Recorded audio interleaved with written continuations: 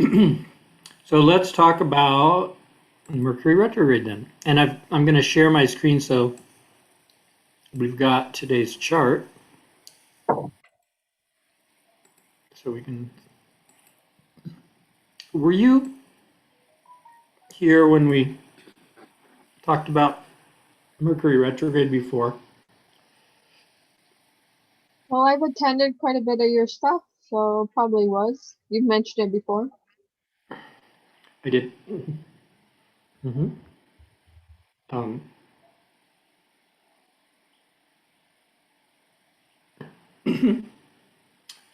um, uh, hold on a second.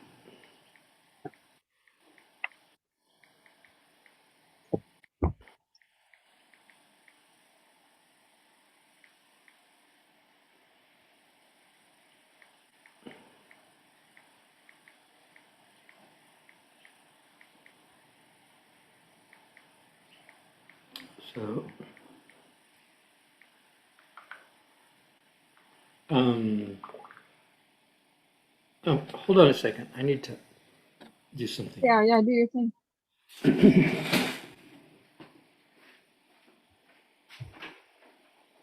Hey, Christine.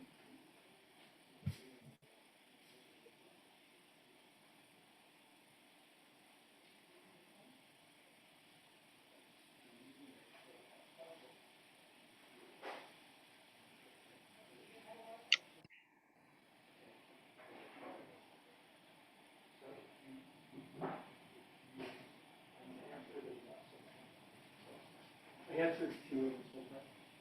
I just told them they could call or text me.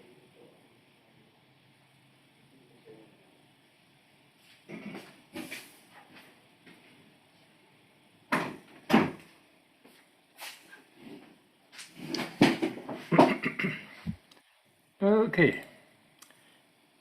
Sorry about that. We're working on several things at the same time. Okay, so let's talk about Mercury retrograde. Um, so, first thing I want to say in general about Mercury retrograde, because people freak out about it, like you were saying, your machines aren't working or something. So, basically, just to put it in context, Mercury is the throat chakra. It has to do with communication. And so when we're speaking, let's say Mercury is going forward, it's like we're speaking and it's really the law of attraction. The words that we say are like vibrations that we're putting out there. And they attract things into manifestation. That's why I always say it's better to say, talk about what you like at any given time than to complain or criticize or talk about what you don't like, because whatever you're saying is like a wish. You're wishing it into manifestation. So it's better to talk about, I'm so happy that I'm becoming a billionaire right now. This is a better thing to say than Right. some other possibilities. Um, I'm so happy my soulmate is arriving in my life right now. You know what I mean? Those kind of things. So, but when Mercury goes retrograde, which happened a couple days ago, it's like going back over the places that it just was. It's because you go forward. It's like you're parallel parking or something. You go forward, that's Mercury forward, and then you back up into the space, that's Mercury retrograde, and then you pull forward to center yourself and straighten out. And that's Mercury will go forward again in 3 weeks. So, but with the metaphor of the pencil that I like to use, when Mercury's going forward, it's like writing with a pencil, and you're creating the script for your life. And when you go retrograde, you're going back over the same places you were, just like when you're parallel parking, you pull forward up to the next car, and then you go back where you just were and move into the space, and then you pull forward again. So Mercury retrograde is like an eraser. Not such a terrible thing to use an eraser if you spelled the word wrong or you said something that you decided not to say, or you want to deprogram that, because you're programming your life when you're writing the script, when you're moving forward. So if you realize, I'm not sure if I want to manifest that or not, and so you go retrograde and you get to erase some of the things that may not be serving you. And so sometimes that means, like, sometimes I remember one time last year Mercury went retrograde and my computer stopped working. That's like, oh yeah, Mercury's retrograde, my computer's not working. So everybody's like freaks out about it. And then they say things like, I hate Mercury retrograde. Well, you're just attracting more terrible things to happen if you do that. So it's better to say something positive like, wow, this would be a great time to get a new computer. Like I could Right, an upgrade with more memory and blah blah. right. And so whatever is kind of breaking, well, it's perfect time to get something new. And so I'll give you a great example that just happened to me as Mercury went retrograde. And Okay. it's and I just sort of told you what happened. Got on the phone or on the Zoom, but I'll go a little more into the detail. So Christina lives here, and I live here in Sedona, and she got a job at uh, you know metaphysical store, so that's great. But we got an Airbnb, and it was awesome. I've talked about it, and but just right after Mercury went retrograde, the woman who owns the Airbnb that we've been staying at. Um, Hi, Cecile. Good to see Hi, you. Dean. Hi, Dean. So I wanted to maybe just say we're talking about Mercury retrograde because it just started a few days ago. And so I'll just go over just a few quick points to catch you up. So Mercury is the throat chakra. And so Mercury, when it's going forward, it's like speaking or writing, and it's writing the script of your life because our words are like vibrations that are attracting into existence whatever we speak about. And so that's why I say it's always better to talk about what you like than to talk about what you don't like, because you're just planting seeds for more of what you don't like. So, but anyway, Mercury went retrograde a couple days ago. And so I'm just going to tell my experience. And if you guys have experiences you'd like to share of Mercury retrograde, just happened, a few days ago that it went retrograde. So what I'm using as a metaphor is a pencil. You're writing essentially the script of your life with a pencil. And then when it goes retrograde, it's like an eraser or the delete key on your computer where you're going, oh, I spelled that word wrong, or I talked about something that starts to manifest. Things manifest almost instantly nowadays. And so it's like, not so sure if I like that manifestation. And so that's when we get to erase or delete things. So it's like if you're a computer programmer, Mercury retrograde is a good time to edit, and a glitch might show up in the program and it doesn't work, and you got to find the glitch and correct it, rewrite the script. And in my case, we had this great Airbnb place right below Airport Mesa Vortex, one of my favorite places here. I can walk there 15 minutes from the Airbnb. But right when Mercury went retrograde, the lady who owns the house, who also lives there, started having a meltdown. Like, she got really sick, and she got sicker, and she started getting paranoid and starting to like I actually a couple nights ago, apparently I had a nightmare, and I was having a past life memory where I was being strangled by snakes, and maybe that's how I died.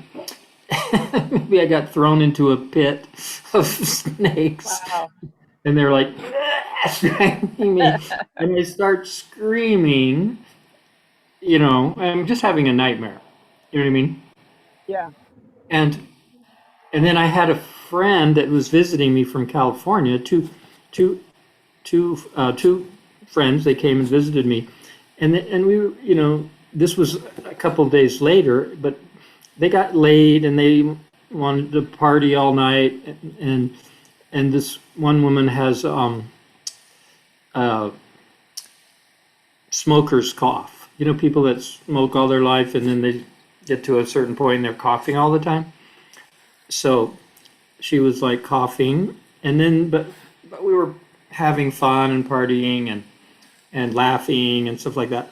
But the lady who owns the Airbnb is just on the other side of the door, and she hears all this. And then a couple nights before, she heard me screaming, and then she heard this. That's a Mercury retrograde. She heard sounds that were misinterpreted as something like something's wrong with me. I'm sick. You know what I mean? And so then my friends are over there, and they're coughing and laughing, but she thinks it's coughing and crying and somebody's got COVID. I know somebody's got COVID. Oh no.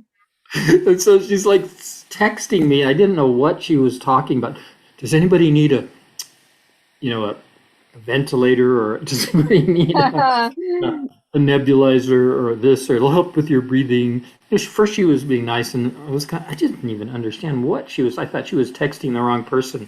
You know what I mean? Because I didn't get that she was in this whole paranoid fantasy. You know what I mean? And then I didn't respond to her for a little while, and she goes, "This isn't a game. If you're withholding information from me, I'm calling the police."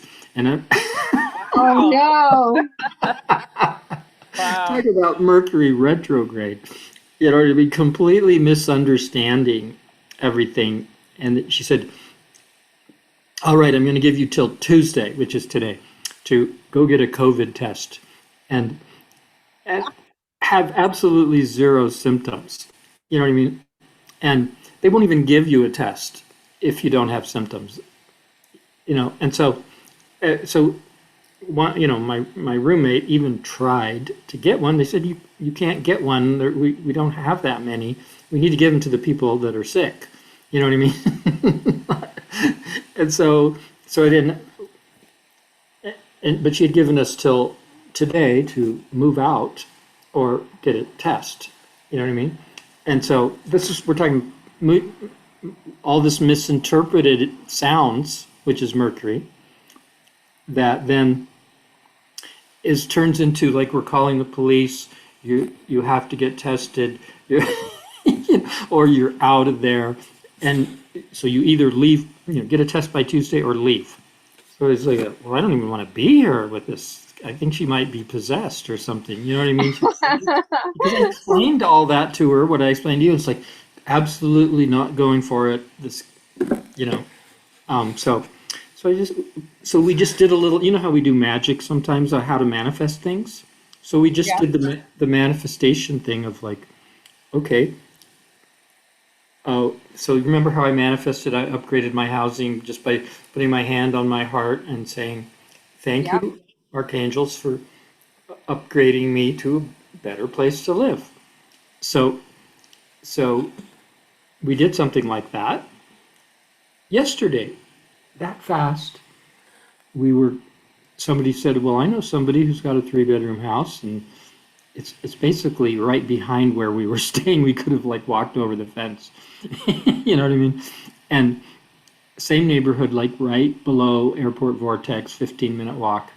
Great, really close to Whole Foods and Chocolate Tree, the best restaurant in town, and everything. Perfect neighborhood.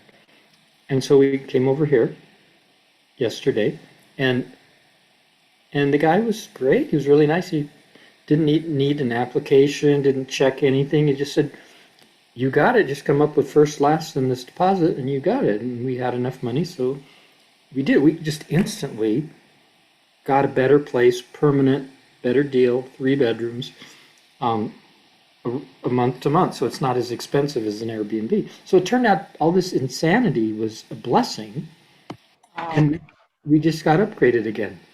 You know what I mean? So Mercury retrograde can create all these problems, but sometimes it's just to edit something out of your life because you've graduated from that.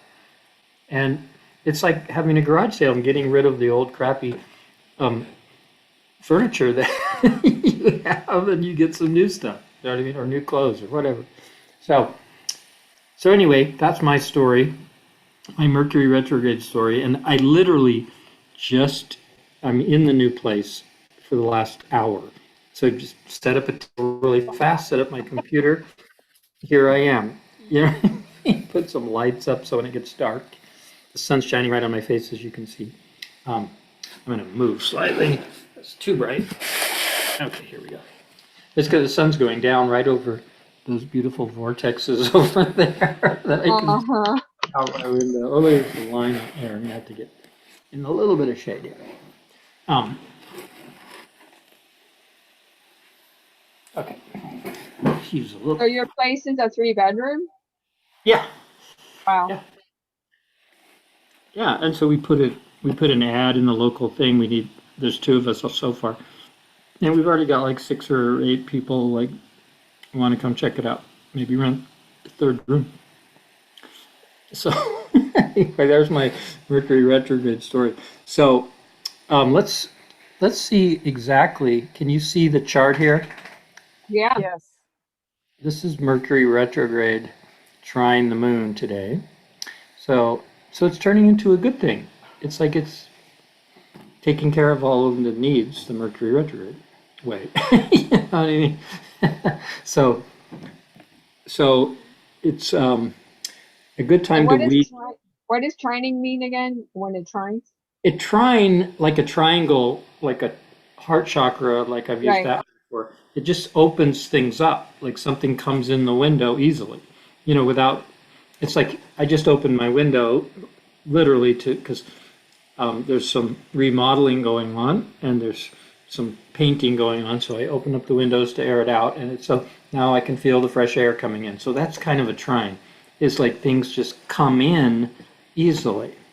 You didn't have to work too hard with the trine. So if it's in your natal chart, a trine is a gift that you have, a talent that you have, something like that.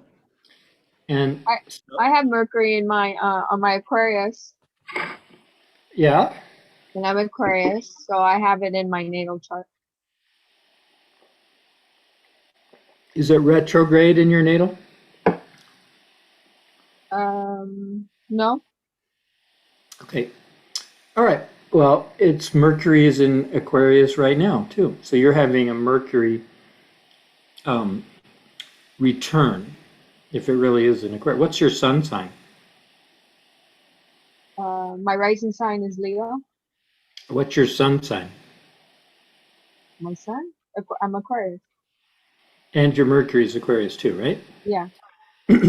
That's normal because Mercury being so close to the sun never gets very far away from it on either side. So from our perspective, it's always within 30 degrees. So it's usually either in the same sign as your sun or the next one or the previous one. And it happens to right now, if you look here, there's the sun and there's Mercury retrograde and there's a little asteroid in between them, Pallas Athena, which is co-creation. So this is a really good time if we're working on something that we're co-creating. Like Pallas Athena is kind of like conception, like making a baby. Pallas Athena is the root chakra, so it's getting pregnant, and so it's like co-creating something right now. And with Mercury retrograde, if like it might mean we're co-creating something, but it's time to make some corrections to it. Just like, yeah, I'm starting to create events here in the vortexes because the weather's starting to get nicer, but I apparently needed a better place to live for that. So I eliminated just a few hours ago, and I still have to go back and get a few more things, but I'm eliminating and that all of that garbage that was left there, and the vibe is way better here. I've totally upgraded just in the last hour.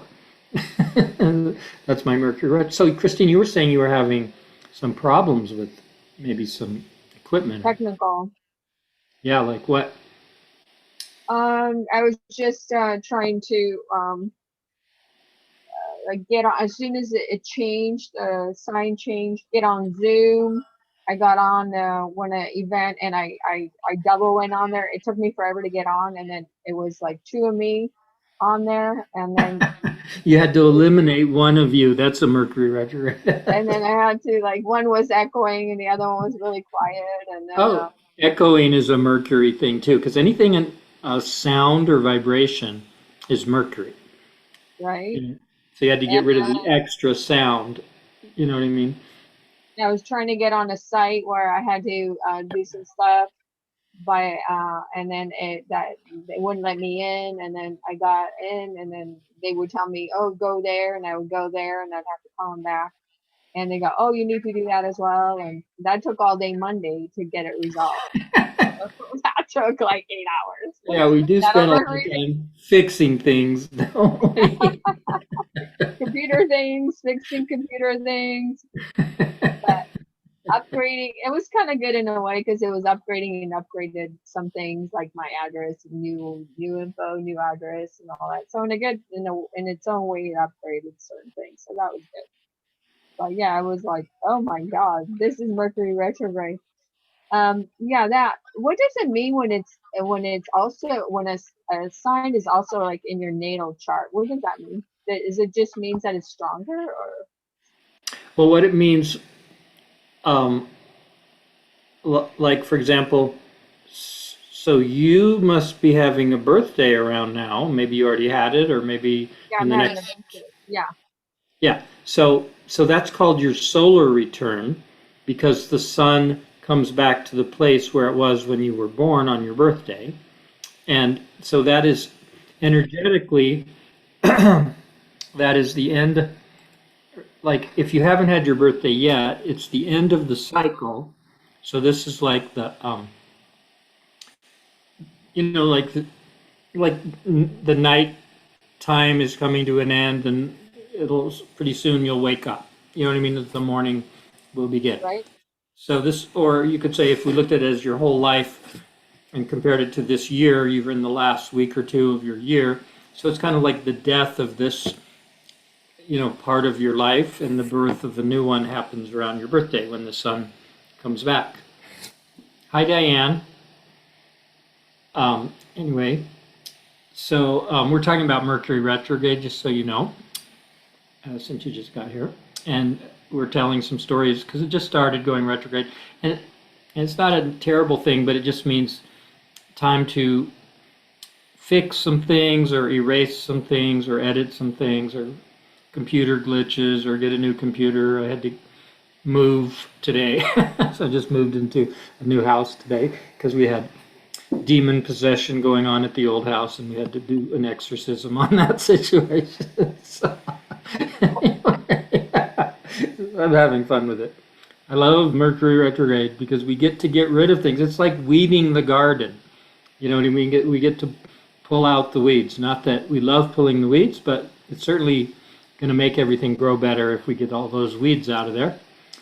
Um, so.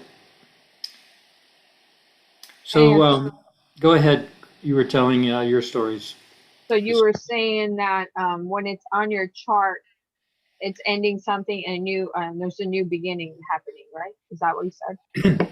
Yeah, and the same with your Mercury, because it's in the same place as the sun, more or less. So Right. Mercury will go over around now, and that's your Mercury return. So that means it could mean that it usually takes a year for a Mercury cycle, about give or take a month or two. And so that means, like, for example, the sun return is the visual part. So um, now here's another thing, like a lunar return. I had my lunar return yesterday, Okay. and I literally found a new place to live when the moon went over where the moon was when I was born. I have moon in Libra. That's where the moon is right now. So I literally moved when Mercury went retrograde, and the moon came to the exact place it was when I was born. So I was done with a cycle. I had been in that Airbnb 2 months, which is 2 moons. I probably arrived in Sedona on with the moon in Libra, and then we did another cycle starting a month ago, and then we finished the cycle exactly when the moon returned to where it was when I was born, and then instantly found a new place to live because we're doing everything with magic, just like using these manifestation techniques. I manifested an amazing 3-bedroom house right next to the vortex. And so the moon is about what your needs, like food. Well, it's a good time to go shopping at Costco and stock up for the next month. You know what I mean? And because that's the moon cycle. The moon is your stomach. And so, but I also needed a new place to live because I didn't want to be eaten by the vampires. So I had to go. So it's like Mercury retrograde can be like putting a stake in the heart of a vampire that's been sucking your blood. You know what I mean? It's like, because remember, Mercury is the throat chakra, so it literally could be sucking your blood on your neck. Oh. So I had to eliminate a vampire. And it was literally weird as I was packing this morning, and she's on the other side of the door, like writing me notes, trying to guilt trip me she basically ordered us to leave. And then when we did, we asked for the money back. We'd already paid her, and she gave it to us, but she got really guilt tripped us. Like, well, I was really hoping you would stay on the way. You just ordered us to leave, or you'd call the police. You know? So we're doing what your entity that took over your vocal cords last told us to do. So there's literally 2 different voices, and we have to eliminate one of them because some people are what I call a variety pack, and there's 2 different voices coming through them. So every other thing they tell you is the opposite. Anybody ever experience that? It's like they're possessed. Yeah. You know what I mean? And so really what needs to be eliminated is the vampire, like I'm saying, needs a stake through its heart. But in my case, that's a lot of work to do for free. And if nobody's paying you to do it, why take your life and, risk your life to save somebody who's trying to kill you? You know what I mean? or threatening to call the police on you for doing exactly what they told you to do, And so, anyway, it's a long story, but I could feel through the door. I'm a clairsentient. I can feel things through the door, and I'm like packing, and I'm going, I feel like on the other side of the door, it feels like this real sucky energy. I don't know if anybody ever feels that kind of stuff, like if you're around a certain person, and it feels like it's kind of like going to suck you in to it, and you're going to be just like pulled into some sort of like vortex that you can't get out of. And I'm just like, it's like a vacuum cleaner feeling, it just wants to suck you in. And so I was like, not interested. Bye-bye. I'm leaving. I'm packing. Because literally after she ordered us to leave, or she'd call the police last night, you know what I mean?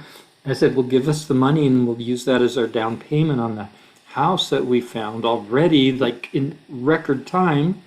Well, then she's guilt tripping us for, not staying. And then like, okay.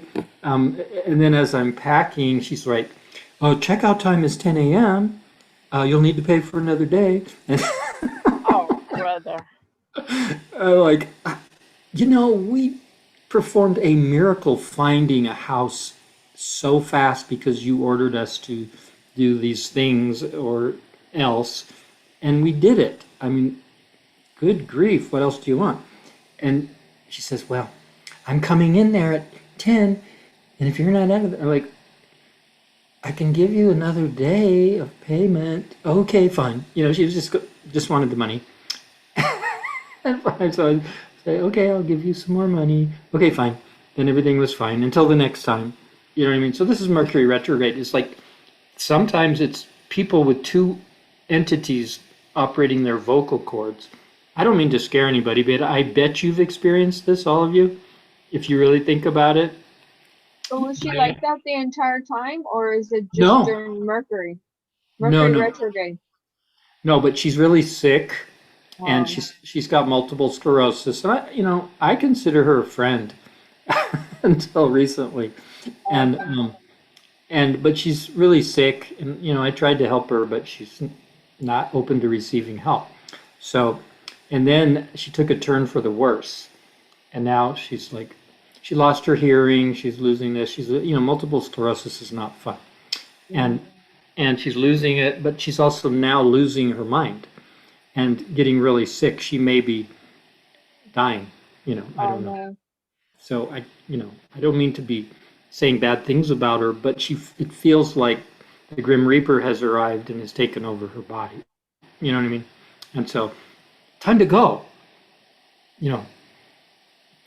And Yeah. it was great while it lasted. you know? Yeah. Just like life, it's great while it lasts, but when it's over, it's kind of gross. You know what I mean? And so anybody else have any stories, or do you have any more, Christine? Um, no, I think the communication thing has been just kind of repeating over and over because it's either not being heard or you just have to make it a little bit more clear. But then once you do that, then it seems to me that it's working out. So it's just a matter of being patient and knowing that it's going to work out. Because Monday when I was having problems, all I could think of was how everything's going to be okay. So it's okay. Like, what am I learning from this? Like, what is happening? What is going to be better about this situation? And so already saw myself like as everything being resolved at the end of the day. And so it was. So I didn't spend my time like worrying about it. I just said, okay, it's kind of inconvenient, but it'll work out in the end. So that's kind of where I was. And I actually learned a few things. I reached out to some people that were very helpful. And so I was like, wow, sometimes you just have to ask for help and I mean, people are there, you know? So that was good. That again, speaking my truth and being vulnerable and, you know, um, yeah, That really works to ask for help. I'll tell a story about that, and that's Mercury too, because communicating, right. one part of communication is asking for help, and um, usually females are a little better at that than males, because males are generally macho kind of, and they want to sort of already know how to do everything and not need help. So, um, so, but one time I was when I reached the age that when my father died of a heart attack, it's a common thing that you have to face your own death. And so I started having a heart attack. And my heart was jumping out of my chest.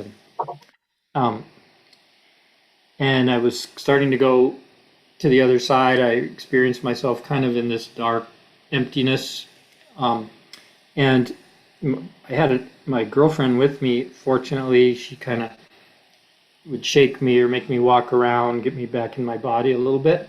But I kept going out and I kept spasming like boom, boom, boom. You know what I mean? It was really intense. And you might think, why didn't you go to the hospital? Well, because I was an 8-year-old child watching my father go through this, and the ambulance came and took him away, and he died on the way. So my association with that is call the ambulance, they come and you never see the person again. Because I don't really think, and in this case, they wouldn't have been able to help me, I'm sure. So because of what it was finally I asked my girlfriend to bring me my sacred objects, like the crystals that I had taken to spend the night in the Great Pyramid of Egypt and downloaded the pyramid into these crystals. And then I had a picture of Archangel Michael, which I always have with me.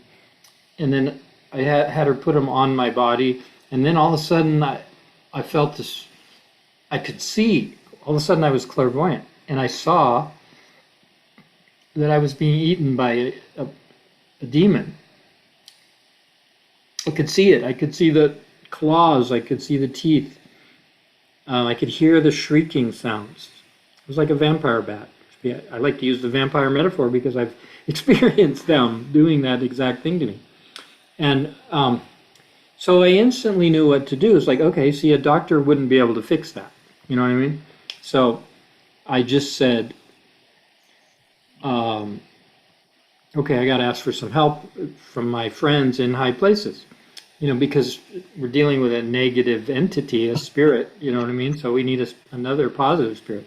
So I asked Archangel Michael and Jesus and the Blue Healing Buddha, and I just said, please, and I named them, and then I said, please protect me and heal me. And the spasming had been going on for like an hour, boom, boom, boom, like a beating drum, like really hard, you know what I mean? And instantly, like that, in the snap of a finger, it stopped. And they came zipping back into my body 100%, where I had been on the other side in the void. And so what I realized, and that was the lesson of that near-death experience, was don't forget to ask for help. And the the real reason and why that is so is because we have free will and they can't interfere. It was like the archangels are sitting there or standing there in heaven, whatever, looking at me and looking at their watches like, is he ever going to ask for help? Because they can't violate my free will. They can't just solve my problems like I'm a baby. You know what I mean? I'm free to go off the planet if I wish, and I'm free to stay, but I'll need help, so I have to ask for it. And then they're not violating my free will, and they just instantly took care of it. So that's really another Mercury retrograde thing, is to redo my way of communicating, which is to not just be so arrogant and think I can solve all my own problems, and to erase that pattern of passivity when there's a disaster going on. So I fixed that. So really, Mercury retrograde can be about fixing your speech patterns and remembering to ask, learning to ask. You know. Well, Gina, I'm sorry. Go ahead. I'm Oh, done. I had a really interesting experience last night myself. And I've shared with you that I have these negative entities that have been with me for over a year, and I've learned, I've given them love, and they hung around, and so they've started doing, these energy things to me that actually hurt because they're too loud. And I learned that if I toned, I just happened to find out that I could tone. I didn't even know I could, that it would kick them out. My toning would set my vibration and kick them out. And so they're not gone, but they're at a distance. And then it's like that what you gave for the protection is the shield, but then they look for like little cracks in it, a little doubt here or there. And they found their way back in yesterday. And what happened was it got loud again. And I said, I'm going to get rid of you once and for all, and I'm creating my own reality. And so I decided that this 3D reality, they were in it, and I went above it and I looked at it and I said, okay, you know what? My new reality is you are gone, and I'm going to put you in your little space shuttle, and you're all in it, and I'm pushing you out, and I imagine just pushing it out to the edge of the galaxy and then one step further. And then I put neon kind of flashing words on it that said Nephris vampire. It's the theme here, isn't it? Yeah, Nephris vampire beings, unarmed but dangerous. And that I told them that if they got into a state of love, that would turn it off. And that's the only thing that would turn it off. And so they wouldn't be able to get anybody else or come back to Earth because no one would let them. So they had to either learn that or just roam around the universe where they weren't hurting anybody. So that's what I did. I did that yesterday, and whether that's right or wrong, I don't really know, but they're out there at the edge. now, and they can't, in my imagination, and that was what I used, my imagination to create a reality. They were gone. Awesome. And you said something, I'm trying to remember now what it was, but it's definitely a good example of a Mercury retrograde, because making something negative go away is a retrograde kind of thing. Like people, they have this fear of retrograde because they've been brainwashed. Like it would be like if we just thought that erasers were evil or something. You know what I mean? And we really need to get rid of some things sometimes. It's like we don't want them in our life. That sometimes we don't want certain people, or we want to get rid of the place we live, like I just did today, or a landlord who's like possessed or whatever it is. Time to perform an exorcism, and that's kind of what you're doing. Is we both literally got rid of entities. You know what I mean? Yeah. During Mercury retrograde. And it's also involves sound. It was like they're too loud, and you did it by changing the frequency. And, Yes. That's a Mercury thing, or changing the frequency from one thing to another. That can be a retrograde, eliminating their frequency and replacing it with your frequency. And so those are all Mercury retrograde things. I call this the PhD level of understanding Mercury retrograde, these kind of things, because most people just think, oh, my car's going to break or whatever. Right. I'm going to need to replace my computer or something. Well, no, that happens 4 times a year that Mercury goes retrograde. And it's like I say, you do have to sometimes weed your garden or get rid of old junk or eliminate vampires from your life or whatever it is, and it's the perfect time for that. And it is about the throat chakra. You know what I mean? Yeah, it was. That's why I shared it, because I thought, well, when you said it's communication and it's sound, it's like that's absolutely what that was about last night. Yeah. And they're still out there. The only thing is I have to keep attention on it to make sure that I keep that reality. I don't know if they could come back if I broke that reality. So I don't know that I've solved the problem 100%, but it's good for now, as long as I retain that reality.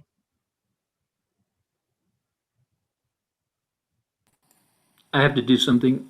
I have to do a Mercury retrograde thing. Just you can keep talking if you want to. I'm here. I can hear you, but Okay. No, I mean that's all.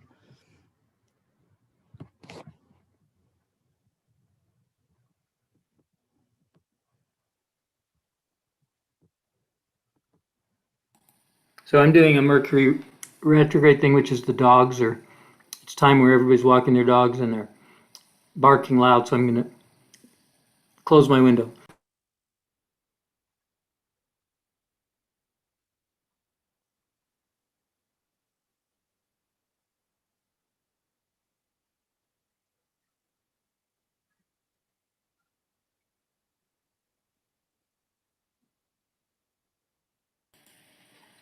But I have to say that you make astrology make sense. Yeah. Yeah. Now my methodology, I went to school at UC Irvine a long time ago, and one of the classes I took was phenomenology, and it was about Martin Heidegger.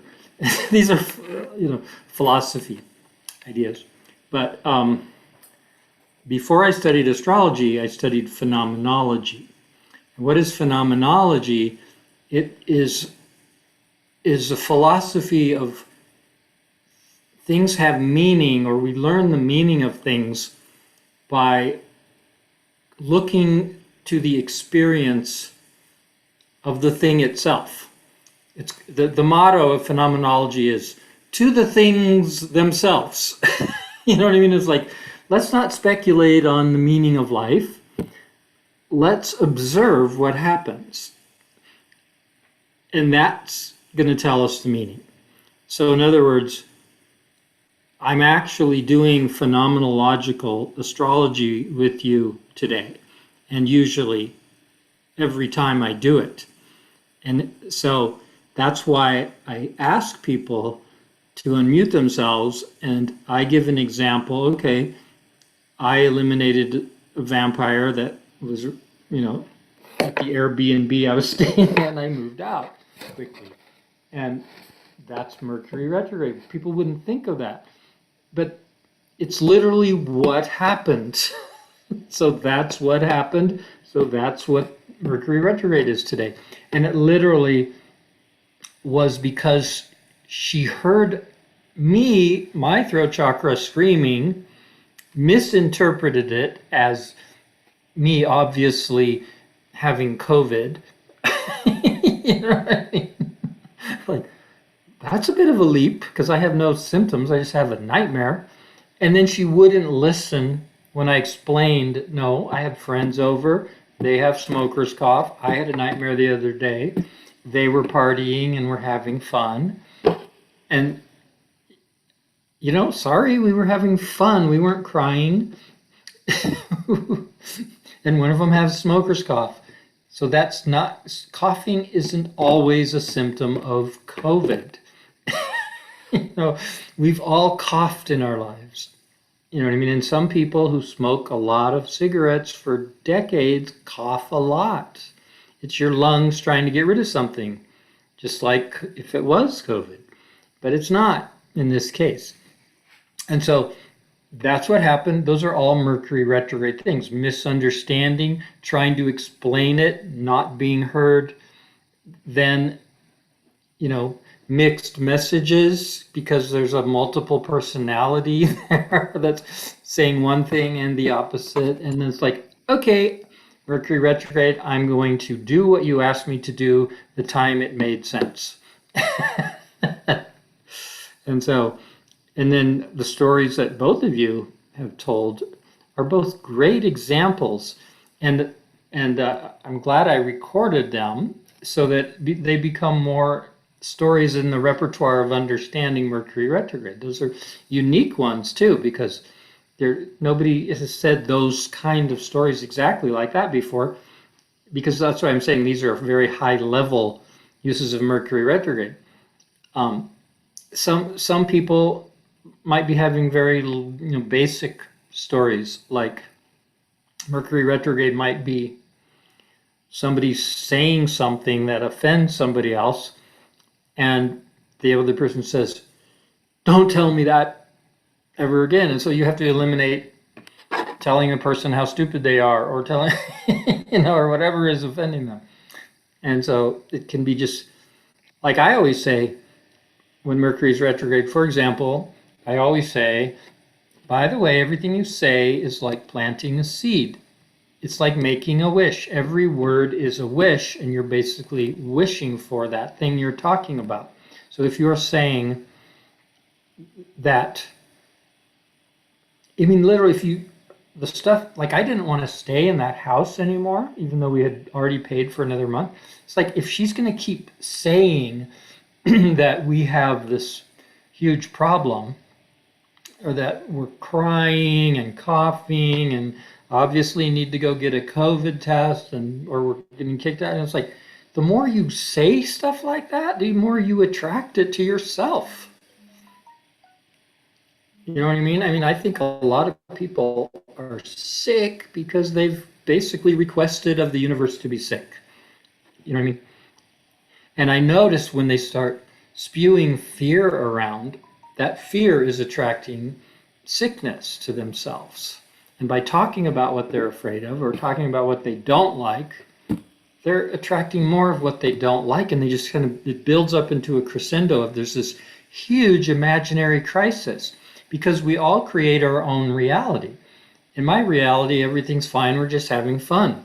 And, well, I had a nightmare, so I was actually remembering a past life, and how I died in it. It doesn't mean I'm dying right now. You know what I mean? We've all, had dreams and nightmares and things like that. And so, but if you just keep talking about how horrible the world is and how terrible you feel and how everybody's out to get you and everybody's dangerous and blah, blah, blah, you're going to probably, create all kinds of illness for yourself. And so I say the best thing to do with Mercury retrograde is to eliminate these kinds of things that come out of your mouth.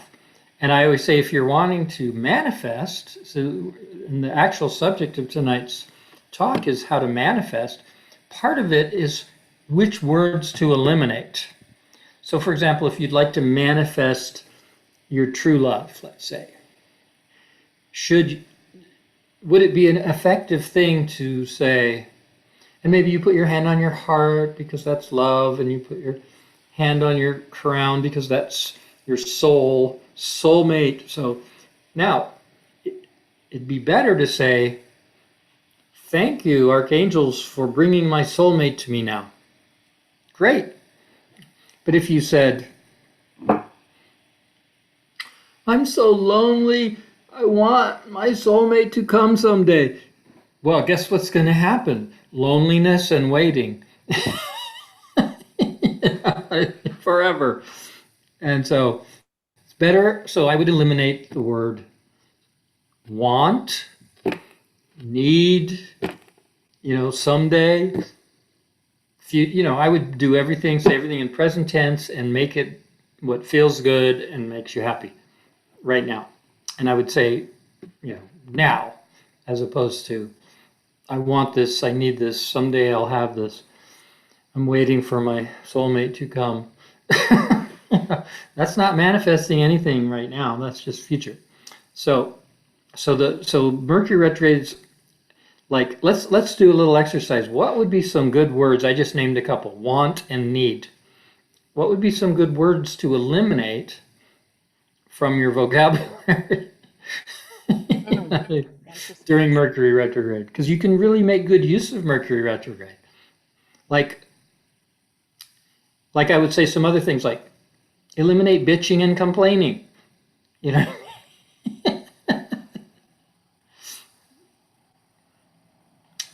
Eliminate statements of fear.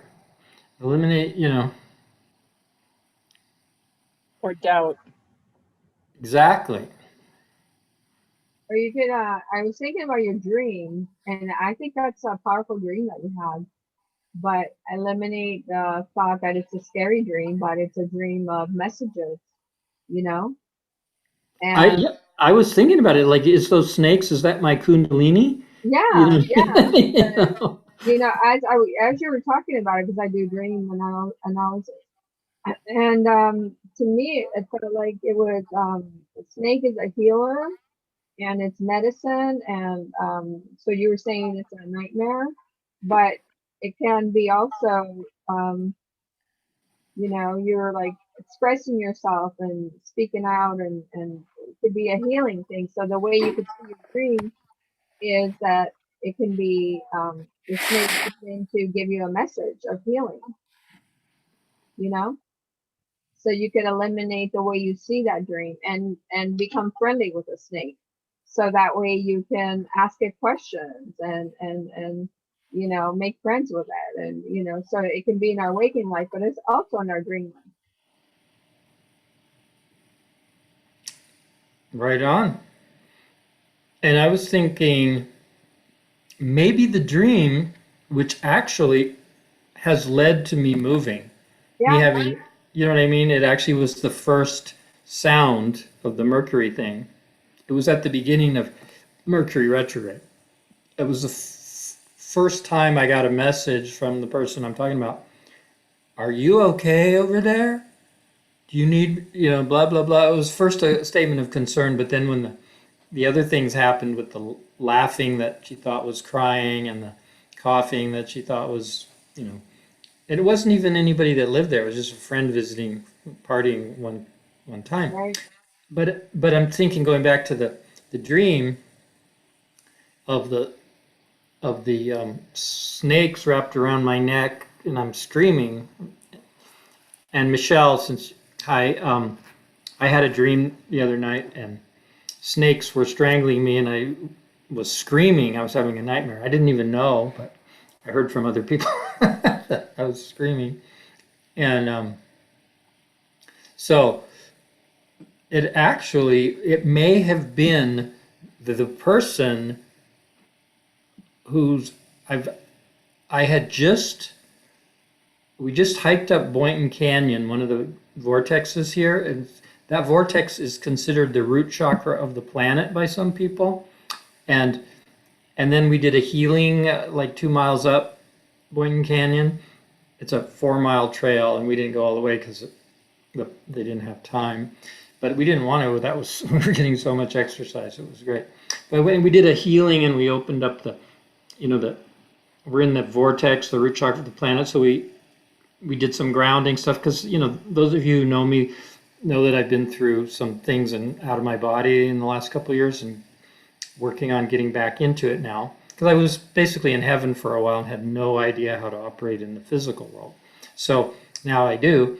But anyway, as I did that healing work, then this person, and I had just had the dream like the night or two before that, where the snakes are strangling me and I'm screaming, but snakes can represent that root chakra, the kundalini, the twin serpents that live at the root chakra, and they're coiled there, but they're awakened through meditation or sex or drugs or whatever you do to get the kundalini, deep breathing,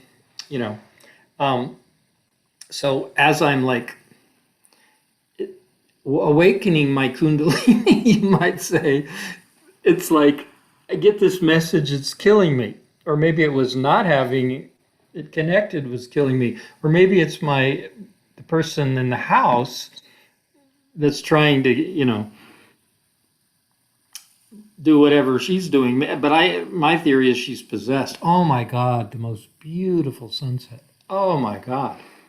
Sorry. Wow, can we see it? Can you turn your camera? You want to see it? I'm not sure if I can do it, but I'll turn my thing around here. Maybe you can see it.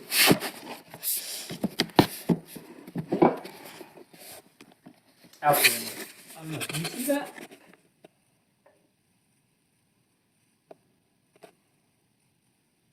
Yes, no, maybe.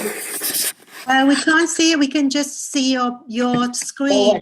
I've got my picture here. Hold on a minute. I got to undo the picture. This is like one of the most incredible sunsets I've ever seen. Oh, we gotta see it. If I can, maybe I'll go outside. Here we go. So we're just gonna take a little trip outside. Hey, we're in Sedona. A little tour of Sedona this evening. Nice. Hold on a second. Let me get my headphones. Let me disturb you a minute.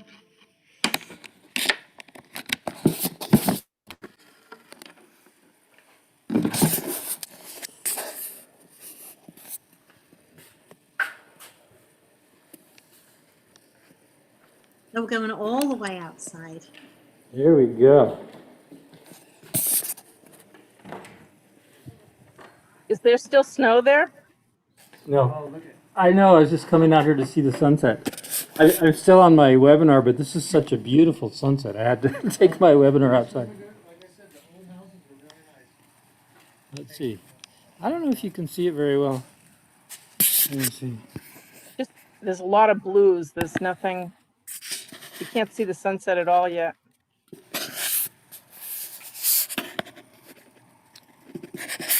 Yeah, it's not picking it up on the camera very well. It's too much light. Oh, there it's better. May take just a minute. A little bit of. Oh, yeah. now Anyway, we this can does not see do it. justice Oh, to it. yeah. It's like, do you see it? Maybe you can see it Yeah, behind. it's pretty, pretty.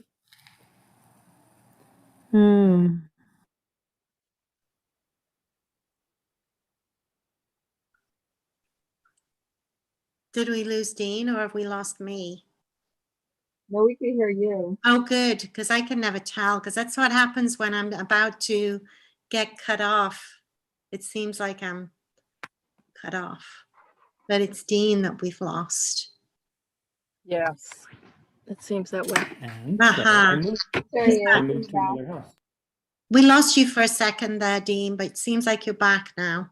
No, he's gone now. Oh, now he's gone. There he is. There he is. We can't hear you. You've got your mute on, Dean. Oh, that's an There you accident. go. Anyway, I just moved into this room, this house, 3-bedroom house today. Oh, nice. So this is part of Mercury retrograde we've been talking about. Is like my landlord at the Airbnb sort of got possessed or something. So we had to do a Mercury retrograde, is like eliminate the teeth that were trying to suck my blood in my neck, throat chakra. It was a good idea. Anyway, so and Cecile and Christine have all told their great Mercury retrograde, because it's really about the throat chakra. That is, it's time to delete certain things, like erase certain things that are in your script. And Cecile had a great story about, I mean, maybe you could just say it in a nutshell, Cecile, but that was a really great one. Well, I've had negative entities with me for over a year, and I came to this point last night when I've been searching and doing all the spiritual exploration, and I just decided that I'm in 3D, and part of this is the 3D to the 5D, and being the observer. And so I said, well, you know what, maybe this is the time that I just use my sovereign power Wow. to own creating a new reality. And in my reality, I put them into their spacecraft, and I pushed them out to the edge of the universe, and then nudged one step further. And then I put blinking lights on them that said Nephris, vampire creatures, unarmed but dangerous. And I told them that they wouldn't be allowed to go to Earth again, or any planet where they could hurt anyone. Wow. They could just roam around, but that if they came to embrace love, if they ended up being able to take love, that it would turn it off, and then they would be able to do whatever they wanted, because they would be in love, and they had to hold the love, because when the love came off, then it came back on. So that's what I told them. That's my reality. I pushed them out, and when I pushed them out, they have implants. I mean, they still have the implants, but they're very faint now. So that was what I decided to do last night.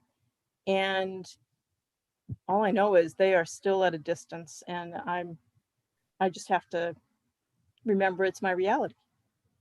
I love that story. I love that. It's so interesting, because I was going to ask Dean about this today and have a conversation about it. The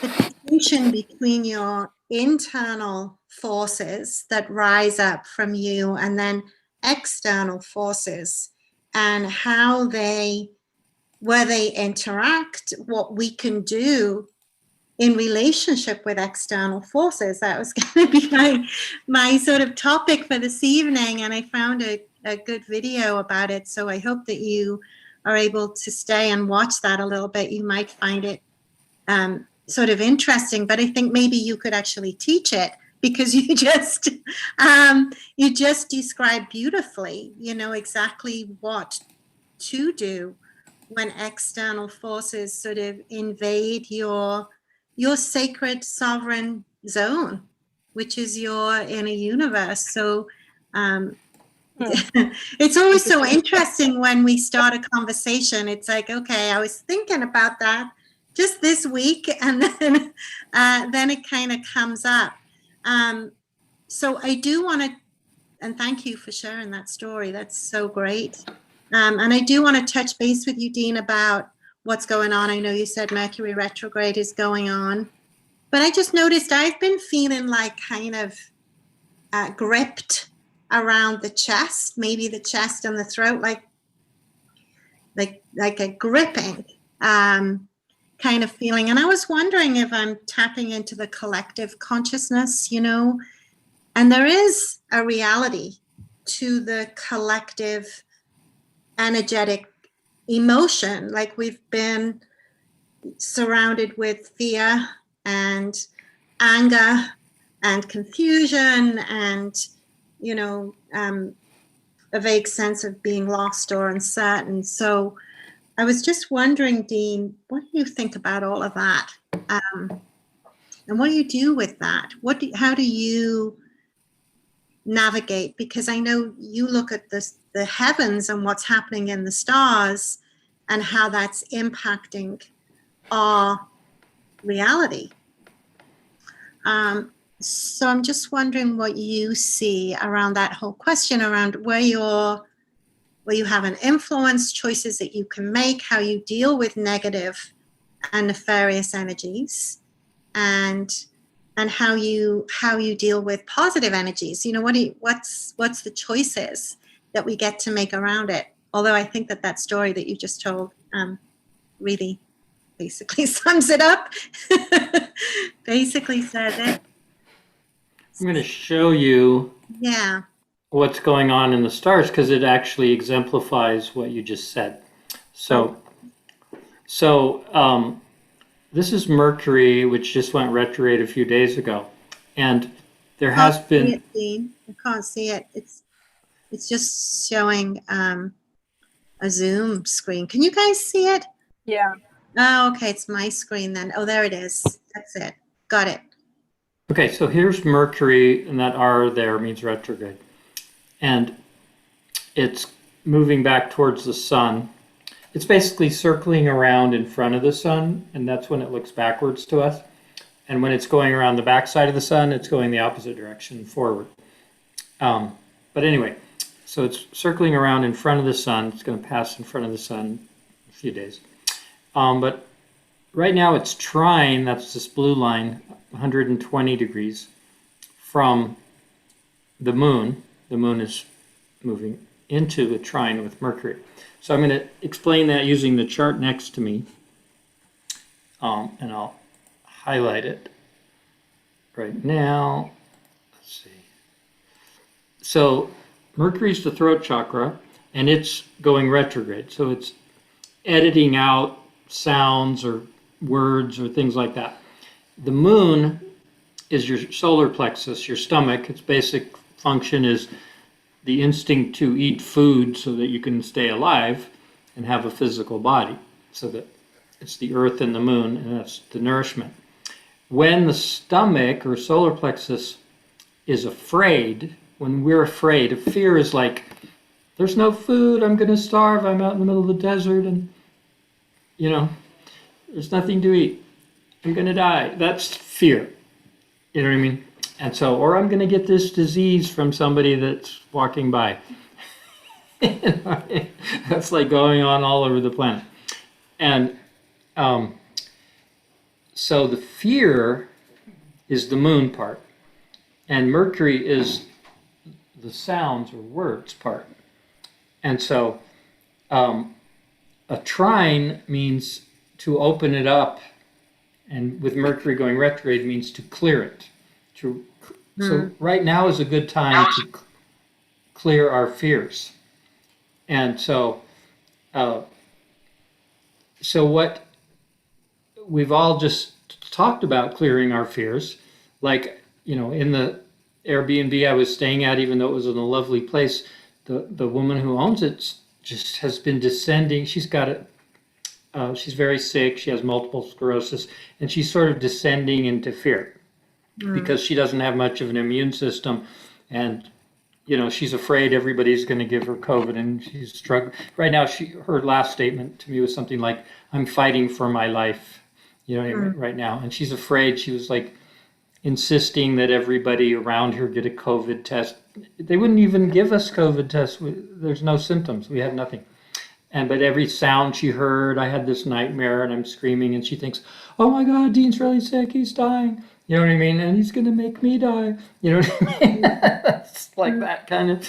This is what the world has descended into, and this scenario is acting itself out all across the planet of like, you're going to kill me. Even if you go online, they're telling the stories of they were you know, this congresswoman that we all know was in her office in fear of she was going to be killed by the insurrectionists, and she was in the office like hoping she didn't die, that this would not be her last day on earth.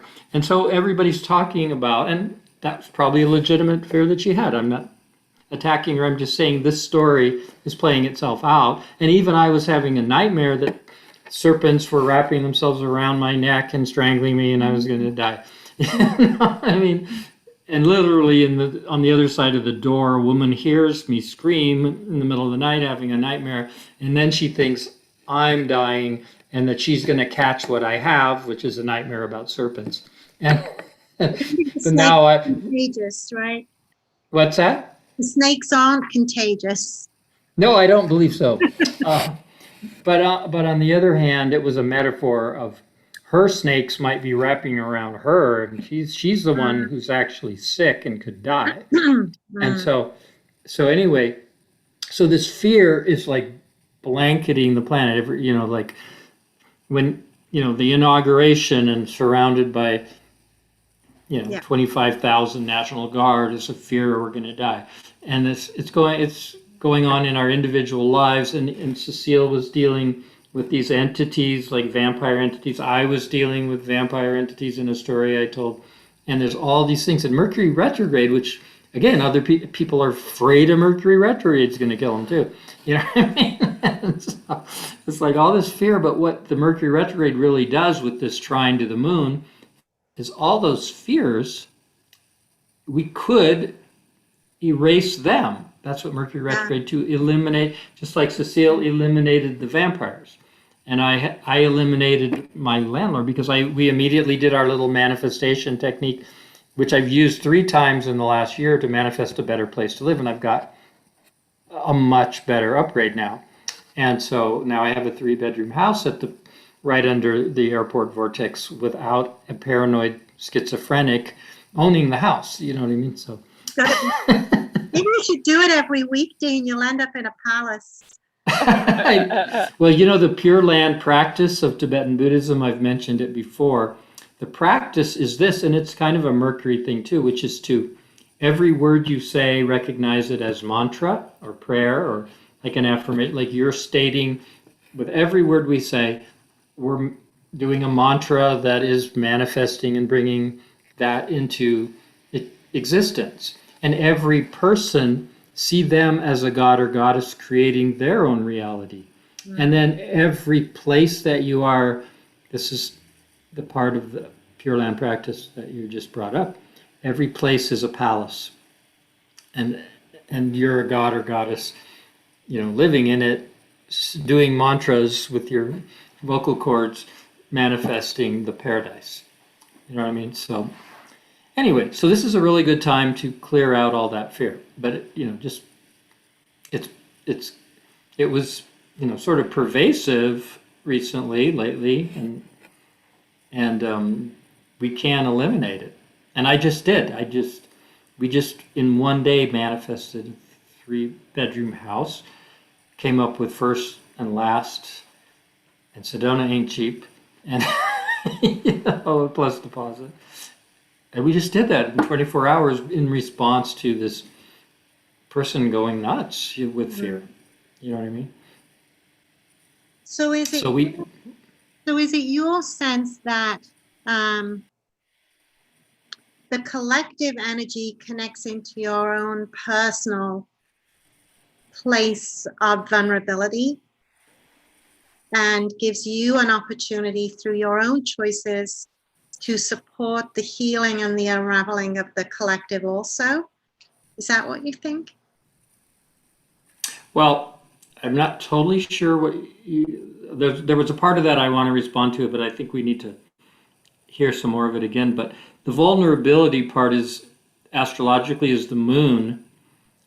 Our vulnerability as sentient beings, for example, with the moon as your stomach, somehow, with all this stuff going on in the world and throughout time, throughout our entire existence and all of our other existences, we've had to come up with food to eat every day. It's kind of like That's quite an accomplishment. Here we are all these decades later finding food every day. And there may have been times when we were a little bit hungry, but they didn't last long enough to kill us. So here we are, we're still here. So that's kind of a miracle. That you think about an animal that is on the hunt all the time, and imagine if Boo, who's in the next room, the dog, if somebody wasn't feeding her, you know what I mean? If she had to go, she's a little dachshund chihuahua combination. If she had to go out and hunt in the neighborhood and find a mouse or a gopher or something to eat. And that's what animals and all sentient beings face, is they have to come up with food every day. And if they don't, that hunger turns into hypoglycemia, panic, fear, and ultimately starvation, possibly. And there are a number of people in the world in that situation every day. And so far, I've been pretty lucky. I've never went hungry in my whole life that I know of, and maybe in childhood probably. But Well, I haven't gone hungry either, but I have been noticing in the news lately the considerations around the food chain and threats around the food chain, and, choices being made around seeds and things like that brings up that perception that perhaps our food chain is going to be threatened. So I'm assuming it brings up all those associated emotions. Well, if we're not getting our food, then what are we going to do? absolutely, because supposedly, according to some perspectives, we are now at one of those times, and it's happened on the planet before, where there is a mass extinction of species. And some of them are critical to the food chain, and the most glaring example is bees. Mm. If the bees, which are an endangered species now, if you don't have bees and you don't have pollination, that totally disrupts the food chain. Mm. You know what I mean? Because all of those plants that we rely on for food that require bees to pollinate them, they break that whole part of the food chain. As much as we are afraid of bees, I've heard someone say that bees are the quintessential, most important species on this planet. Not us. So what is the connection with the Mercury in retrograde and the moon right now?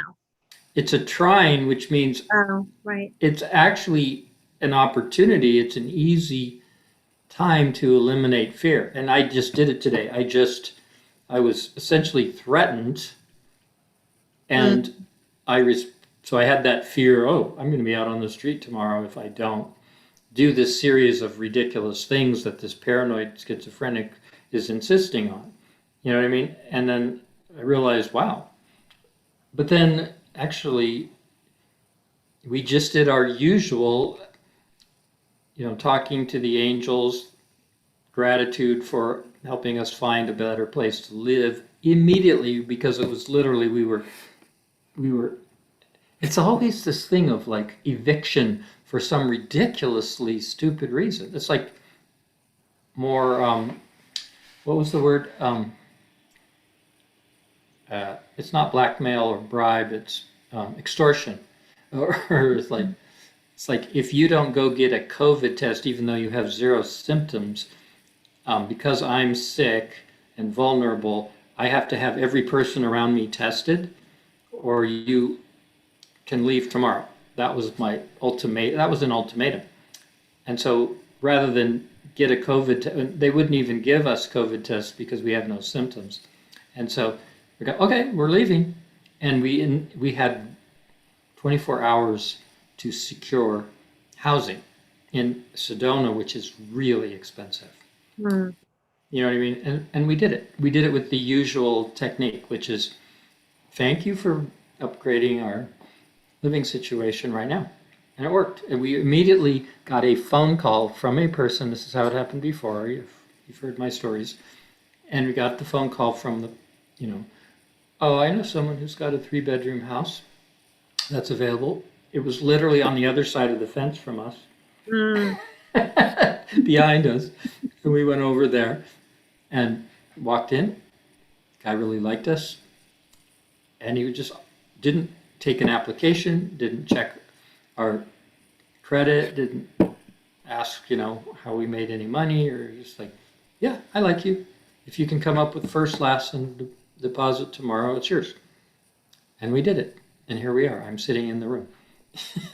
Love those magical manifesting stories. Yeah. And so, but part of manifesting when Mercury's retrograde is you have to eliminate certain things. So this is the part of manifestation, which is eliminating, like if, again, I use the metaphor, if you're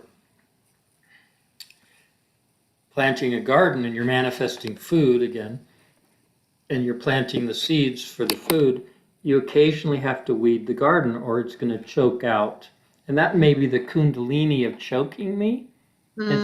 It might be like, yeah, the weed here, this is a negative energy. And I felt as I was packing the vampire energy on the other side of the door, I was like sucking, oh my God, there's like an entity on the other side of the door. I got to eliminate that, or that's going to bring me down. That's going to choke me right there. I think that's what the dream was, because I had to get the hell out of that vampire energy. And amazingly, we did it. It's like instantly. And I was like, I didn't think I was going to be able to. Who would rent to me after my business was destroyed twice in the last 2 years, once by my brain damage and once by being put out of business by social gatherings.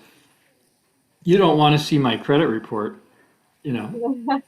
That's why I love your story, because I think that might be a part of some of the benefits of the structures coming down and the changes that we're going through right now, because we're not necessarily limited by the same old, different openings and different possibilities and different ways to create and manifest. And I think we've been talking about that throughout the entire time that we've been talking, that as the old structures come down and the old limitations, even though it's painful, I've had a lot of grief with sort of the state of the world and the state of people's relationships. And, I've noticed that in my own relationships that people who I never thought I would have a separation from, there is a separation because there's a distinct difference in mindset and vibration. It's just not aligning, and so it's not supported. And this is the time with Mercury retrograde to cut some cords, to edit some people out. It's like weeding the garden again. It's like some of those people that you thought were beautiful flowers in your garden turned out to be weeds, or changed to weeds. But, things have a life cycle. Relationships have a life cycle. And that all of a sudden that person that was your benefactor, like, we had a beautiful place to live for the last 2 months, and this person was our benefactor and then turned into a vampire overnight. Like, she got bit, she got taken over by fear. And then it's time to eliminate them, Can I say something about your dream, Dee? Sure. So remember earlier you were talking, when you first mentioned your dream, you just said snakes in your dream and made you scream. And then as you went into more detail and all that. So I felt like I mentioned earlier, like the snakes were, they're healers and they're trying to help you. We talked about Kundalini, but also the fact that they made you scream, because it's also the collective who are feeling choked, right? Like, we can't really speak up, and if we do, we lose friends or something is happening. So it's also a collective dream that here this thing is trying to heal us, but it's maybe has to wrap itself tighter around the throat so we can express ourselves. And the scream is a way of expressing, like, oh my, like you have to let it out. And that act in itself of screaming, like you can't Mm. take it, and the healing snakes also brought healing to something that was a better thing for you to experience instead of staying there longer. And if this lady was acting like this, it wouldn't have been a good arrangement. But by speaking your truth, even like you didn't even know that was your truth, um, that created like this new opportunity. So if it wasn't for the snakes, if it wasn't for you screaming, you might have stayed in a situation where Absolutely true. That was the you know what I'm saying? first, it is, that's very insightful, Christine, because it is absolutely true. If I hadn't had the dream and screamed so loud so Right. that my landlord heard me, thought that I was dying of COVID over there, and then threatened to kick me out and have the police take me out of there because I was now a threat to her life because she's got multiple sclerosis and is very vulnerable and has a weakened immune system. If I had not screamed and started that whole thought press that I am now, instead of an asset to her, I am a threat to her, she wouldn't have threatened me and I wouldn't have found another place to live. It would definitely not have happened without Right. that dream. That is Right. so weird that I now have upgraded to a much better place to live, Yeah. with surrounded by more positive people, more people in my same tribe. That's why it was so easy to get it, because we just immediately go, oh yeah, this is it. And the guy's like, I have 10 applications, but you're the one. You know what I mean? It's amazing that even You're my happened. tribe. We're going to do it if you can come up with the money by tomorrow. And it was like more than $5,000 that we had to come up with. Wow, that's And we amazing. did it I think, yeah. instantly. And even that wasn't fast enough for the possessed person, but you know what I mean? Right. The vampires, like Cecile's vampires, you notice they don't like have patience or courtesy or like give you any time. They're like, I'm meeting you now. They're like they remind me of the Jurassic Park dinosaurs. They're just going to eat you unless you run fast. You know what I mean? So, yeah, even without the dream, you could have fought it and said, you're not allowed to evict me. And you could have, gone I in just that accept. direction. You just went with it, flowed I with it. just, I don't want, just like when the guy, tried to extort $1,000 out of me to buy him a water tank for his property because it broke. And then he said, and I said, no. And he said, all right, well then you can find another place to live. I didn't try to, he thought he was like negotiating with me. And I go, no, extortion is a step too far for me. I'm out of here. Goodbye. I'll do it. And then I get a phone call exactly just like this, 3 hours later. A phone call comes and it's like, oh, here's your house. Go look at it, Mm. And I moved. It was like the universe is so willing to embrace the change, and these omens and something that seems negative, like snake strangling you, is actually is saving you. Yeah. So that good insight, Christine. You're really, really a very insightful person. You Yes. can read things really well. Thank you. Yeah. I love dreams, so I'm really into that. And yeah, I am insightful. Thank you.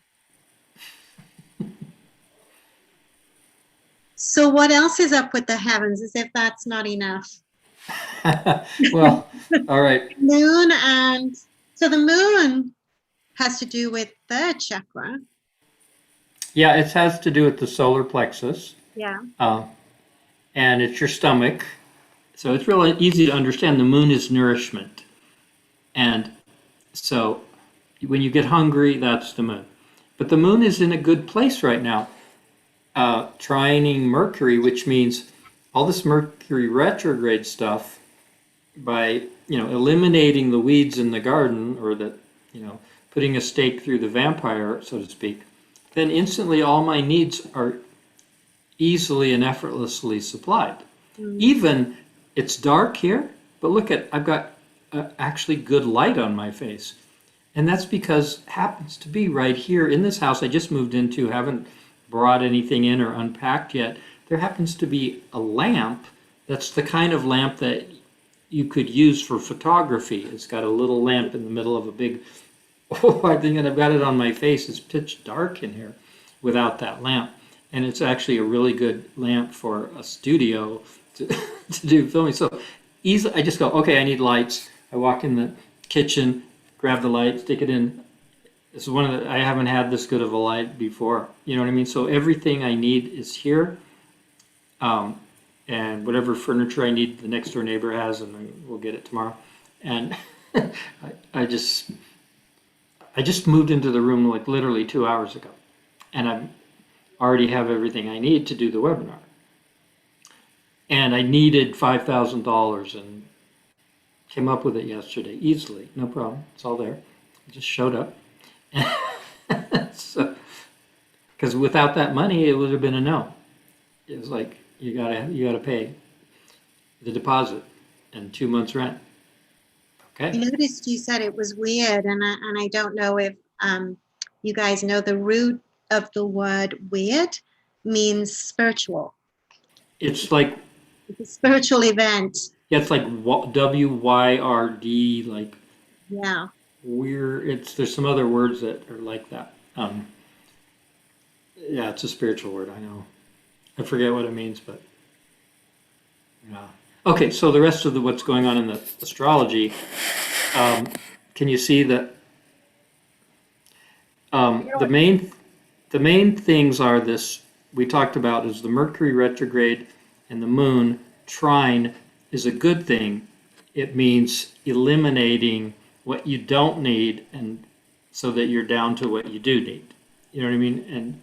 But I couldn't have gotten here without the scream in the night, like Christine said, that was representing the energy around you don't need. It's strangling you.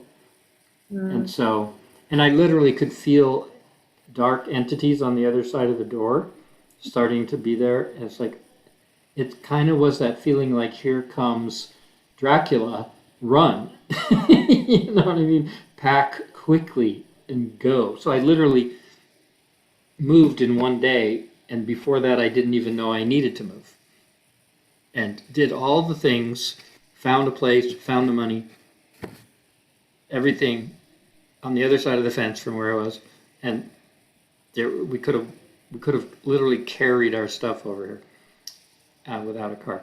And so everything was right there. And so that's the Mercury moon thing. But you first had to eliminate something. I couldn't have found this place without having a problem, that Mercury retrograde kind of problem. And so that I'm always trying to tell people, don't be afraid of Mercury retrograde. Just like don't be afraid to use the delete key on your computer or your eraser on your pencil. If there's something on the page that doesn't belong there, get rid of it. And it's by eliminating with Mercury retrograde for the next couple of weeks or so, getting what we need right now involves eliminating something. You know what I mean? And so, You know what, Dean, I think in what you're saying, I know you were talking about choose your words carefully and the idea that all these things are just kind of happening because you're manifesting and all that. I think all that's true, but I think underlying all of it is that what you didn't do is you didn't go into fear. What you didn't do is you didn't go not into at all. you went into a high emotion, and that's all about like the third grade 3D to 5D. It's like, you know, upping the emotions to the higher levels. And when you're in the higher level emotions, that's when things happen. You're pulling in the good stuff to you. And so the idea of something happening in a retrograde and then hitting, you know, feeling the whammy with it and being the victim and or being angry or being any of those negative things is going to keep you in some kind of negative result from it. Whereas you didn't have any fear, and look at you, you just went right into the next thing. So I think the emotions are, you know, the words and the emotions are important in responding to anything. And I think you're doing that too from your story. you're dealing with the same kind of thing, vampire type entities, and you didn't let them consume you. You didn't go into fear. You just eliminated them and replaced it with your own vibration. And there's another example of why I don't have fear. Is also another thing that people would be afraid of. Is it came when I had my near-death experience. I went to the other side, and there's been several of them. And when you go to heaven and come back, one of the side effects, besides me for a while forgetting how to do anything like turn on a light, but I also, because I have that heavenly perspective, like spirits aren't afraid, angels aren't afraid, because you can't kill them. You know what I mean? And I'm already, in some sense, operating from another dimension, and I don't care if you kill me because I'm already dead. You know what I mean? I'm operating more from my higher self. I had to, because my lower self was gone. You know, I had to recreate one. I had to rebuild one that knew how to do stuff in 3D. I didn't have that. So what I noticed immediately when I had my near-death experiences, and my training is as a Buddhist, so I'm going to use the Buddhist terminology. The three poisons that cause suffering, I mean, the first noble truth is life is suffering, or life is unsatisfactory. Second noble truth is the cause of suffering are the three poisons: fear, attachment, and ignorance. And there's some more, but those are the main ones. So what I noticed when I came back is I didn't have them anymore. Because I was already had experienced the other side, and it's beautiful, and I'm aware of it being beautiful. I'm not afraid of it anymore. I'm not afraid of dying. So what else? What can you do to me? You know what I mean? And so, and I'm not attached. Like, I still have desires, but, you know, I may or may not achieve them, and I'm not attached because it doesn't matter. And then ignorance, well, I have now access to whatever I need to know at any given time because it just shows up. Either, and sometimes it'll show up as a thought in my head, or I'll just channel the information. And literally this has happened so many times that it's like I don't even need to be the one that comes up with it, because literally when I need to know something or I need a new place to live, it's literally the phone rings. Hello? Oh, here's your new place to live. Okay, see you tomorrow. Bye. You know what I mean? That's what happens. It literally, I get a call, and that's coming from spirit too, because these are all people that some of them barely know or don't even know. The call today was somebody I didn't even know. And so so part of it is just surrendering. Like, I don't have to be in control of everything. Because control is the compensation for the fear. It's like, well, if I control, you know, this limited supply of everything, then I'll make it. That is such a bad strategy. You know what I mean? Because first you have to believe that there's a limited amount of stuff, which we're creating this reality as we go from infiniteness, infinite possibilities, and we're creating them. And there's no limitation or there's no shortage of possibilities, because there's infinite possibilities and they all exist, and you just choose which one. And if you're not afraid, you're not creating lack, because it's the fear itself that creates the lack. Fear of running out makes you run out. So I have and I think you, Cecile, have the same thing. You understand it because you're in that same place, right? Am I right? Yes. Yeah, and I think we're all getting to that place because we're all being threatened, and we're either going to be the victims who get into the fear and get consumed by it and die from it. You know what I mean? That's literally what I think is killing people, is their fear. And so, okay, do you want me to tell you the rest of what's going on astrologically, though? Yes. Okay, so this green line here and this Chiron right now, and it's 6 degrees Aries exactly. And over here, Saturn, 5.5 degrees. Aquarius is a sextile, that's 1/6 of a circle. 2 signs out of 12. And so Chiron is healing or solving a problem or fixing something. Saturn is a structure. So this can mean fixing a structure. A structure can be a house, by the way. So in my case, I had a structure that became broken. It was fine, it was great, it had wonderful things about it, and yet we came to the brokenness of it, was that there was a possessed person owning it. You know what I mean? And so, but it was also an internal thing. It came up in my dream. It might have been a past life where I literally was strangled by serpents or whatever. But whatever it was, Saturn can also be a strangulation or like a noose around your neck, just like a ring around Saturn. You know what I mean? So it's something, a container for something that's constricted. But Chiron means, it can mean healing by distancing, because I was being told by the landlord, you have to distance yourself from me. You have to get a COVID test. You have to, do all these rings and boundaries and things like that. And you have to leave the house or I'll send the police, which is a Saturn control thing. And so that's like, we have to fix the problem by you controlling yourself in the way that I would like you to be controlled.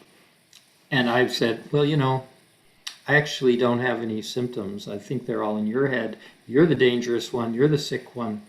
And I'm the fine one. And I'm going to go do something else. So not be controlled. So I may have healed some issues around control, like the serpents are also about control, around the neck. And so in my case, fixing the structure, I was in a structure, and so we all might be, in situations where the structure of things around us has to be fixed, something about it. And so that's what's coming up right now. And, I always like to use, again, the phenomenology, what's happening around us. So that's what's happening around me. Then I look at what's happening around you guys. And then I look at, well, if I turn on the internet and I look at the news and I look at the perspective of this point of view, that point of view, I'm not sure who's right or whatever. But if you look at what's going on in the world, well, how are we going to heal ourselves? Oh, well, there's now a national mask mandate on public transportation and airplanes. So, okay, so that's a Saturn thing. So that we're looking at healing by defining, boundaries. You know what I mean? And so I was given that. It's like, so I had it as a personal. I realized something like, I started studying, what are the laws on this? Can a person that you're renting a property from force you to get a COVID test to live in their house after you've already have an agreement and paid the rent? Can they then say, you live in my house, you have to go get a COVID test? But I don't have any symptoms, you do. You know what I mean? So then Saturn can also be a projection. You know what I mean? Like the boundary around you may just be a mirror. The wall in front of you may just be a mirror. And in fact, it almost always is.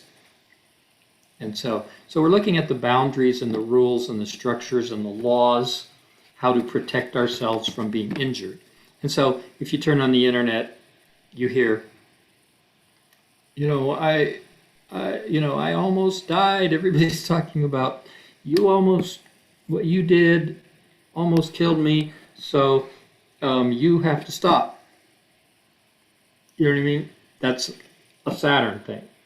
You know what I mean? So that's one of the main ones right now. The other one is Saturn going away anytime soon?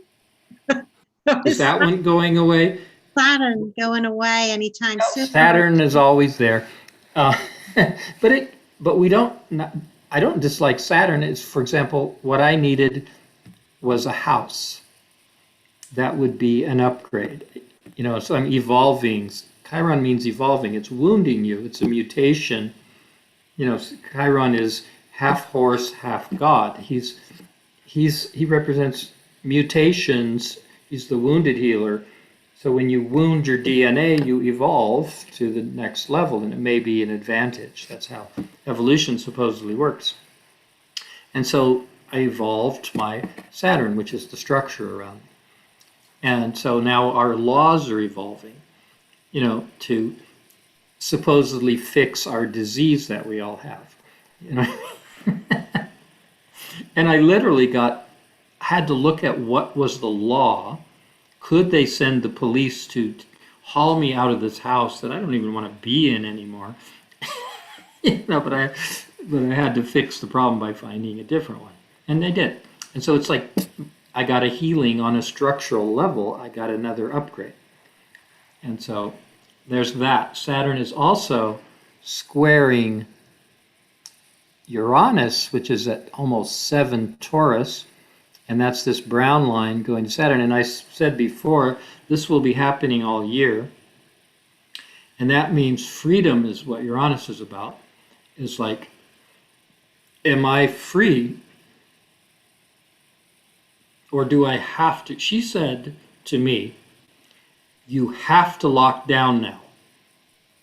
You are required to do 2 weeks of quarantine, and you have to stay in my house. She just wanted to rent because she can't rent it to anybody else because she's sick. You know what I mean? And she's like, she believes, she's paranoid, and she believes she's dying, which is probably going to kill her.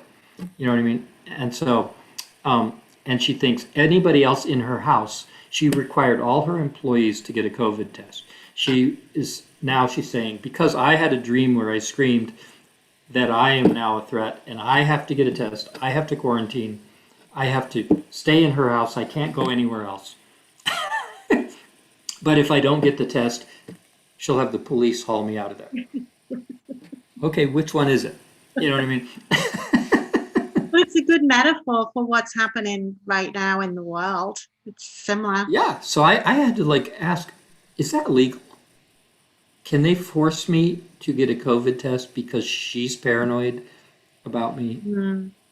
And she's going to testify that I clearly have this disease, and then take me away and quarantine me and force me, lock me, up, tie me to a table and inject me with something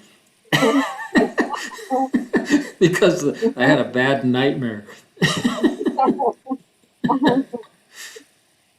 Oh yeah, that's what I was facing. I mean, I should just put in the chat this whole series of texts that I got that are so insane because one is like evicting me and the other one is requiring me to stay.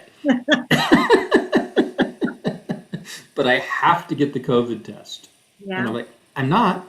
They won't even give it to us. We don't have symptoms. You know what I mean? So what are the rules here? And it really made me think wow, I have to be really careful who I rent from. I have to interview them. Are you a paranoid schizophrenic? Do you believe in forcing people to do things based on your fears? You know what I mean? And if you do, I can't be in your house. You know what I mean? I can't have you in my life. You have to be aware. You have to actually set boundaries on how many sick people you can have in your life. Because it's just like, you're not willing to have the vampire entities in your life, Cecile, and you had to create a boundary and get rid of them. So did I. And it's like, now I have to really think about what state to live in. That's a boundary too, because the rules are different in each state. And a lot of people are thinking right now, what country to move to. Right. Right. What you're describing is kind of what's going on in our legal system. There's laws that are changing and being created based on someone's perception of what they feel like you need to do for them to be okay. Yeah, and their agenda. But that's the Uranus part of it. Is there's the healing part of it. Like, what is going to keep you healthy? But the Uranus part of it is how much freedom do we have to take away to keep you healthy. You know what I mean? And that's, to me, the issue of the year. Saturn will be squaring Yeah. Uranus all year. And so you're going to see all these rules and all these laws, and they're being made by corporations like Facebook, TikTok, YouTube. They're making their own rules, Twitter, and then the government's going to make rules, and the airlines are going to make rules. The landlords are making rules. Mm. And so it's, can you live in a house? Can you go to a job? Can you post something on social media? Can you say something publicly? Can you put a video on YouTube? And there's so many things that you now cannot do that you could do a year ago. It's very hard for someone who doesn't like rules. Well, and if you believe in the Bill of Rights and your freedom of speech, freedom of assembly, freedom of religion and belief, freedom of healthcare choices, those have all, those have changed radically. And they're just getting started. So I don't mean to be paranoid, because I'm not, because I think we each create our own reality.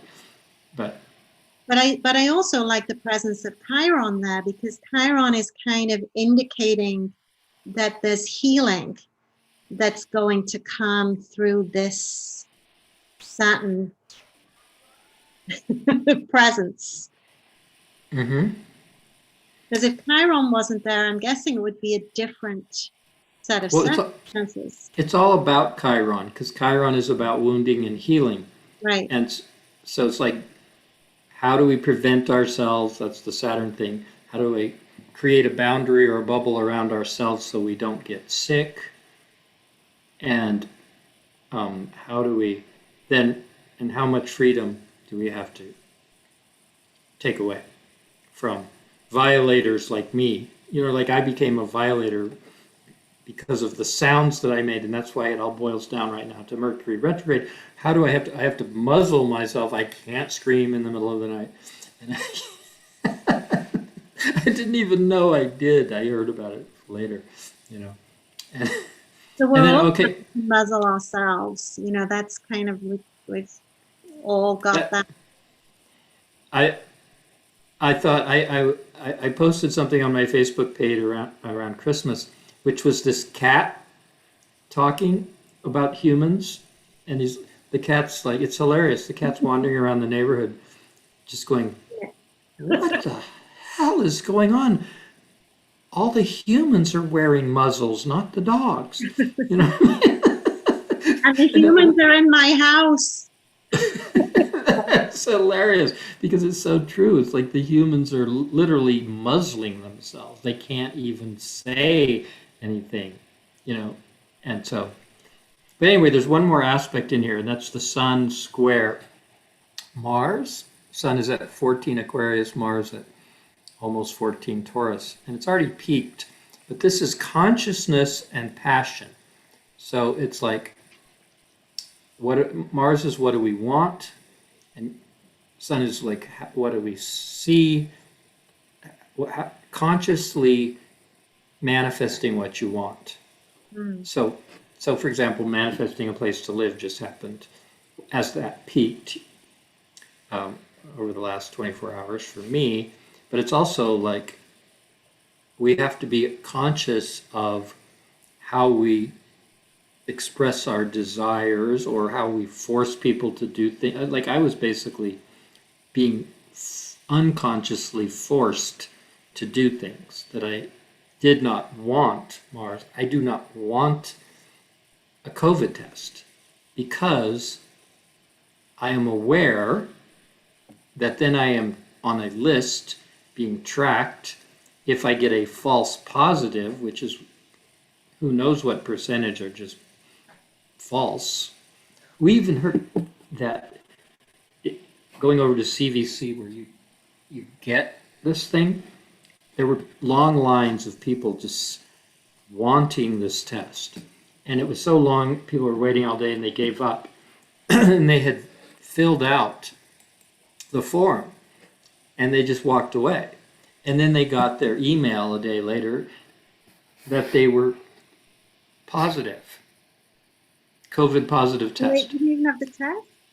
No, they were just standing in line. They had filled out the application, and now they're positive. So what I'm saying is, some people on one side of the political spectrum believe that 90% are false positives, but and other people like that are the more conventional people are saying, oh no, it's just occasional false positive or false negative.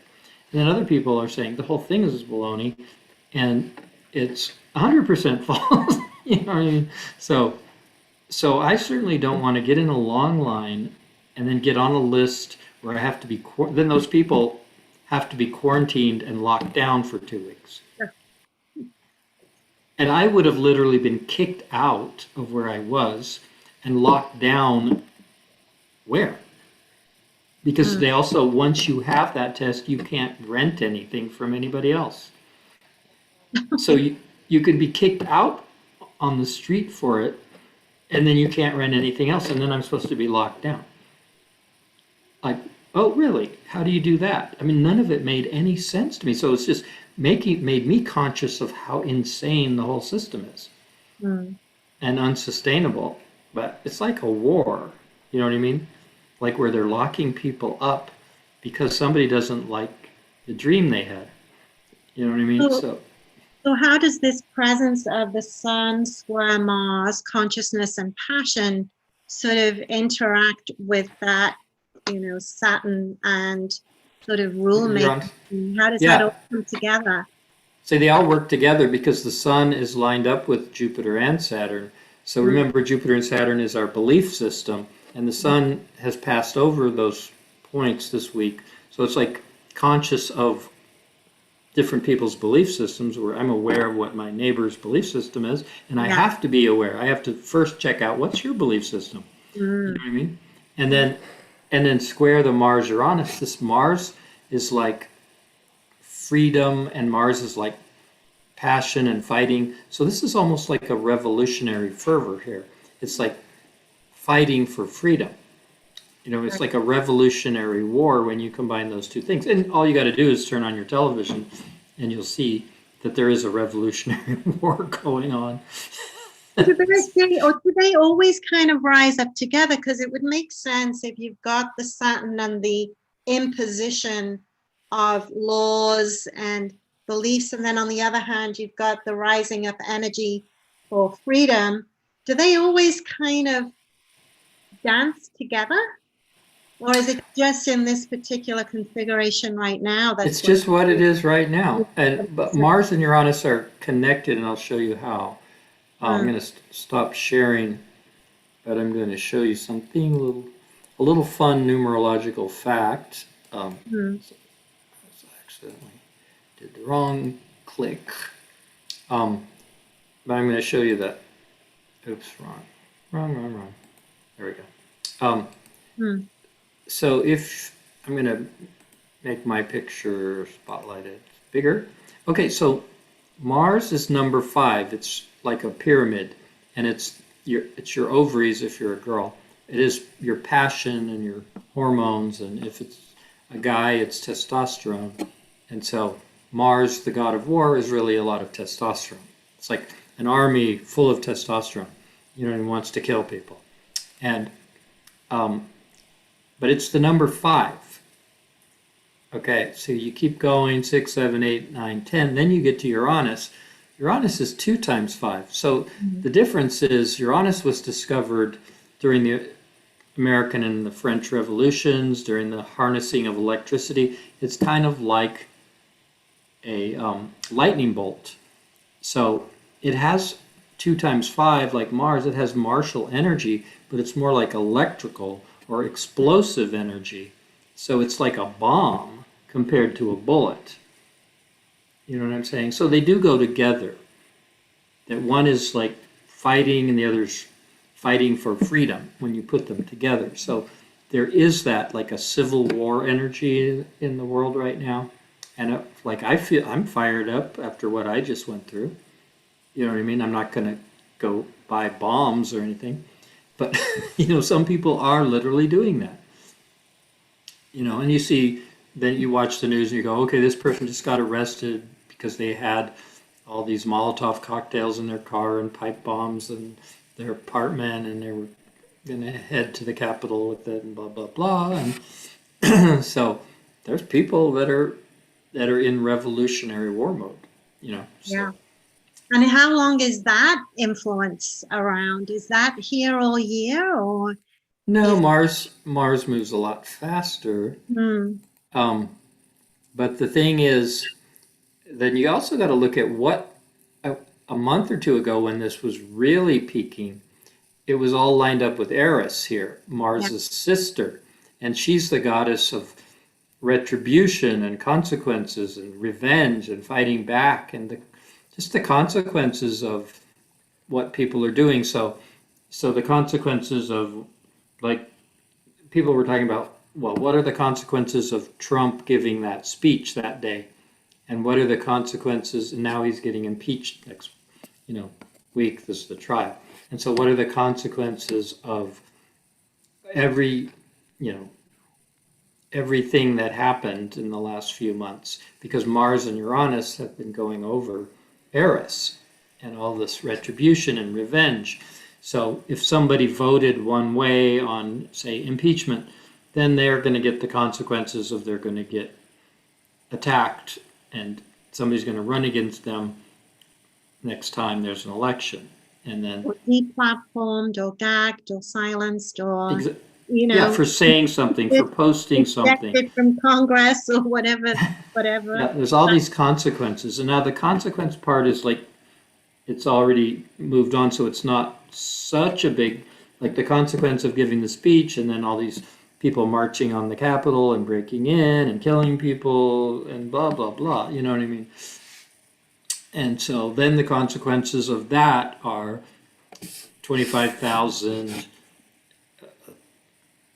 National Guard around the Capitol for the inauguration, maybe still there. And we don't even know what the real consequences are, because some people believe that all of the stuff you see on TV with Biden is just a TV show and that he's not really in the White House. In fact, I've heard people say there's nobody in there. That's why the troops are around the White House, because they're just, nobody can go in because they don't want anybody to see that it's empty. And, and Trump's still president. So I have no idea what's going on. But different people have different versions of the consequences. And so anyway, but we're still in the Revolutionary War fervor, but it's starting to move on. These aspects will change into something else soon.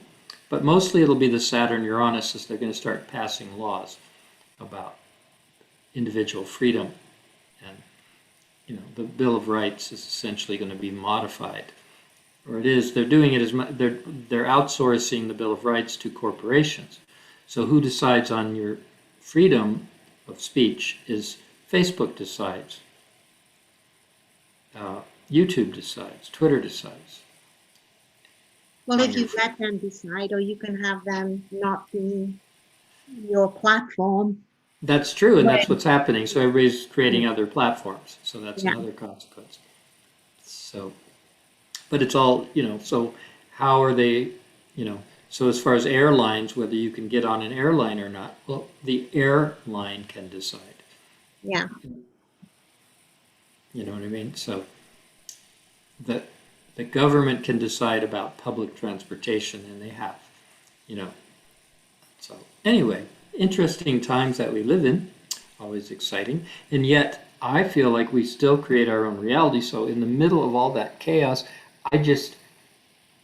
I decided on a different structure around me. It's like a different boundary. I am going to not rent from, I'm going to ask them, I'm going to interview them. It's like, what are your beliefs concerning requiring me to do this, that, or the other? And is that what that Mars Sun square thing is about? Is to be able to access your own consciousness, to be creating your own reality inside yeah. So when I walked into this house yesterday, I met the landlord the first time yesterday. As I walked in the gate, I started asking questions like, would you like me to wear a mask? No, I don't believe in this scamdemic. I go, Okay, I wouldn't mind living here. Yeah. Good start. That's a good start. Yeah, but you know, different people have different points of view. I'm not saying I know the truth. I'm just saying it's good to align yourself with people who have a similar perspective as you so that you can get along. You know what I mean? Seems like it's more than good. It seems like right now it's absolutely necessary, because if not, you could really explode in your Yeah. revolutionary sort of energy if that's not I, practiced. yeah, I think that basically there's multiple realities. We co-create our reality with kind of our team. We have to choose which team to co-create our reality with. And there's basically different, there are some people for whom reality is if you hang out with other people in a regular sort of way, you're going to die. And that's Yeah. going to be the world they create for themselves. Their fear is going to dictate their world. And it's actually the fear. For example, if I had a stroke 2 years ago, which I may have, I looked up, well, what causes a stroke? Fear, stress. It's not even a secret. You know what I mean? It's caused by stress. Yeah. So that's what's killing people now. You know, fear and stress. Stress of not having a job, not having money, fear of other people, fear Not of having breathing their freedom, air. no voice, no freedom, no vote, no, it's Yeah, just, so we're going to have people choosing to live in a world where fear is killing a bunch of people. And then we're going to have people choosing to live in a world where they're not focusing on that. I'm creating workshops in the vortexes with humans.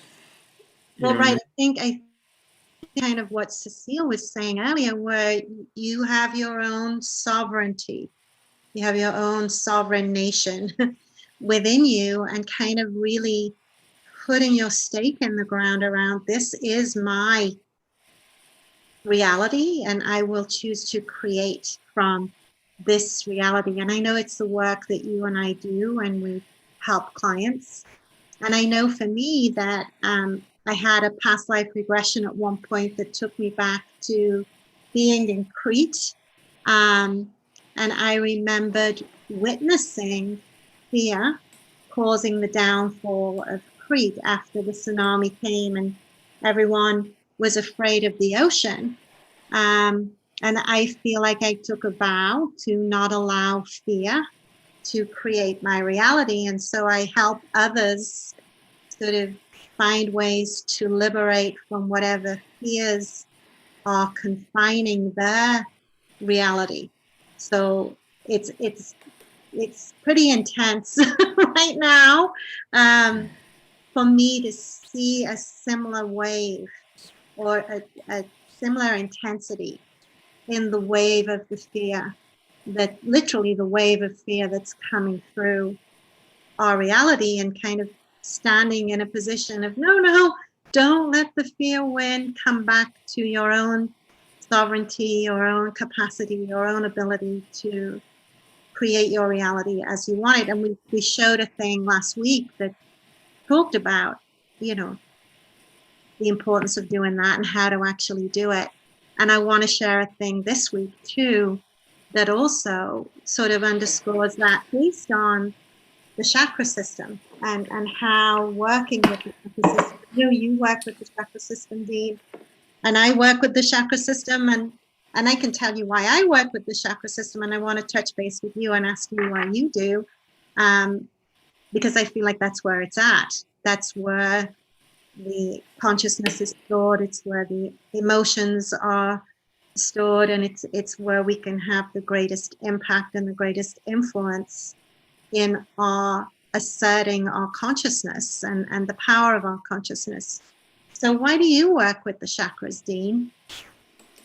so I'm going to show you with this diagram right next to me. Can you see it? Yeah. So you were just talking about manifesting and with the chakras, and you were also talking about fear. And so I'm going to show you let's talk about the solar plexus, and each chakra adds a dimension. So we're multidimensional beings experiencing all these different dimensions. So we have the zero dimension up here, the halo, the infinite nothingness part of us, and then there's the dots of light, which is the sun, and the third eye, which is the visual center. Then there's the sound, the throat chakra. Each one of these is creating, the visual center is created by a bunch of dots, like in our eyes, dots of light of different colors, just like the dots of light, the stars in the sky. That's the dot in the middle of a circle of zero or nothingness.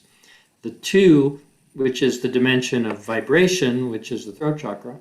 And then there's a three, the dimension where you have a window and you have feelings in the heart chakra, and that's Venus. But the dimension of the moon and the earth is number 4, where you have like a tetrahedron, where you have a physical experience.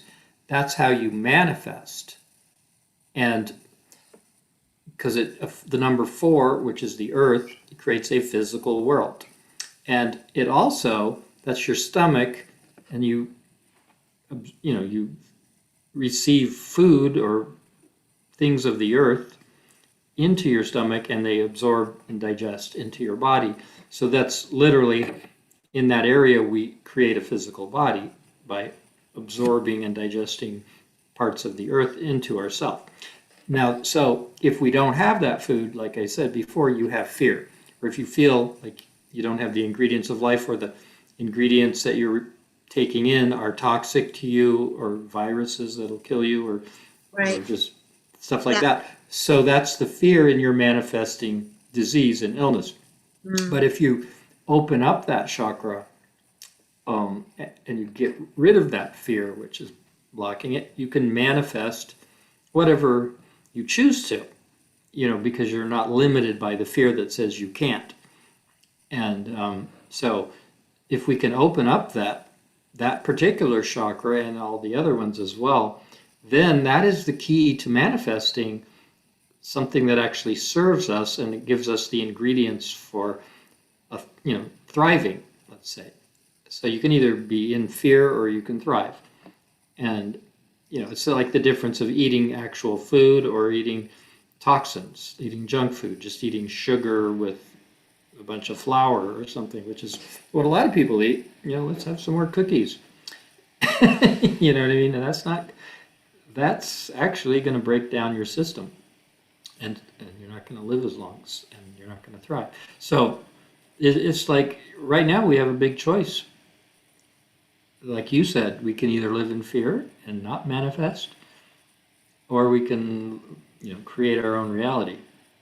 So anyway. And I think what you're saying there is also worth underscoring, in that, nourishment right now in the atmosphere that we're in right now, and the astrological configuration that we're in right now, finding nourishment, positive thoughts, positive emotions, good nutrition of physical food, a good home space is more important than ever. We really benefit from being supported by those elements that add nourishment, and practicing things, choosing things that bring in positive nourishment is critical, as there are these other energies that are seducing us downward into the fear realm. It feels like that seduction to me is more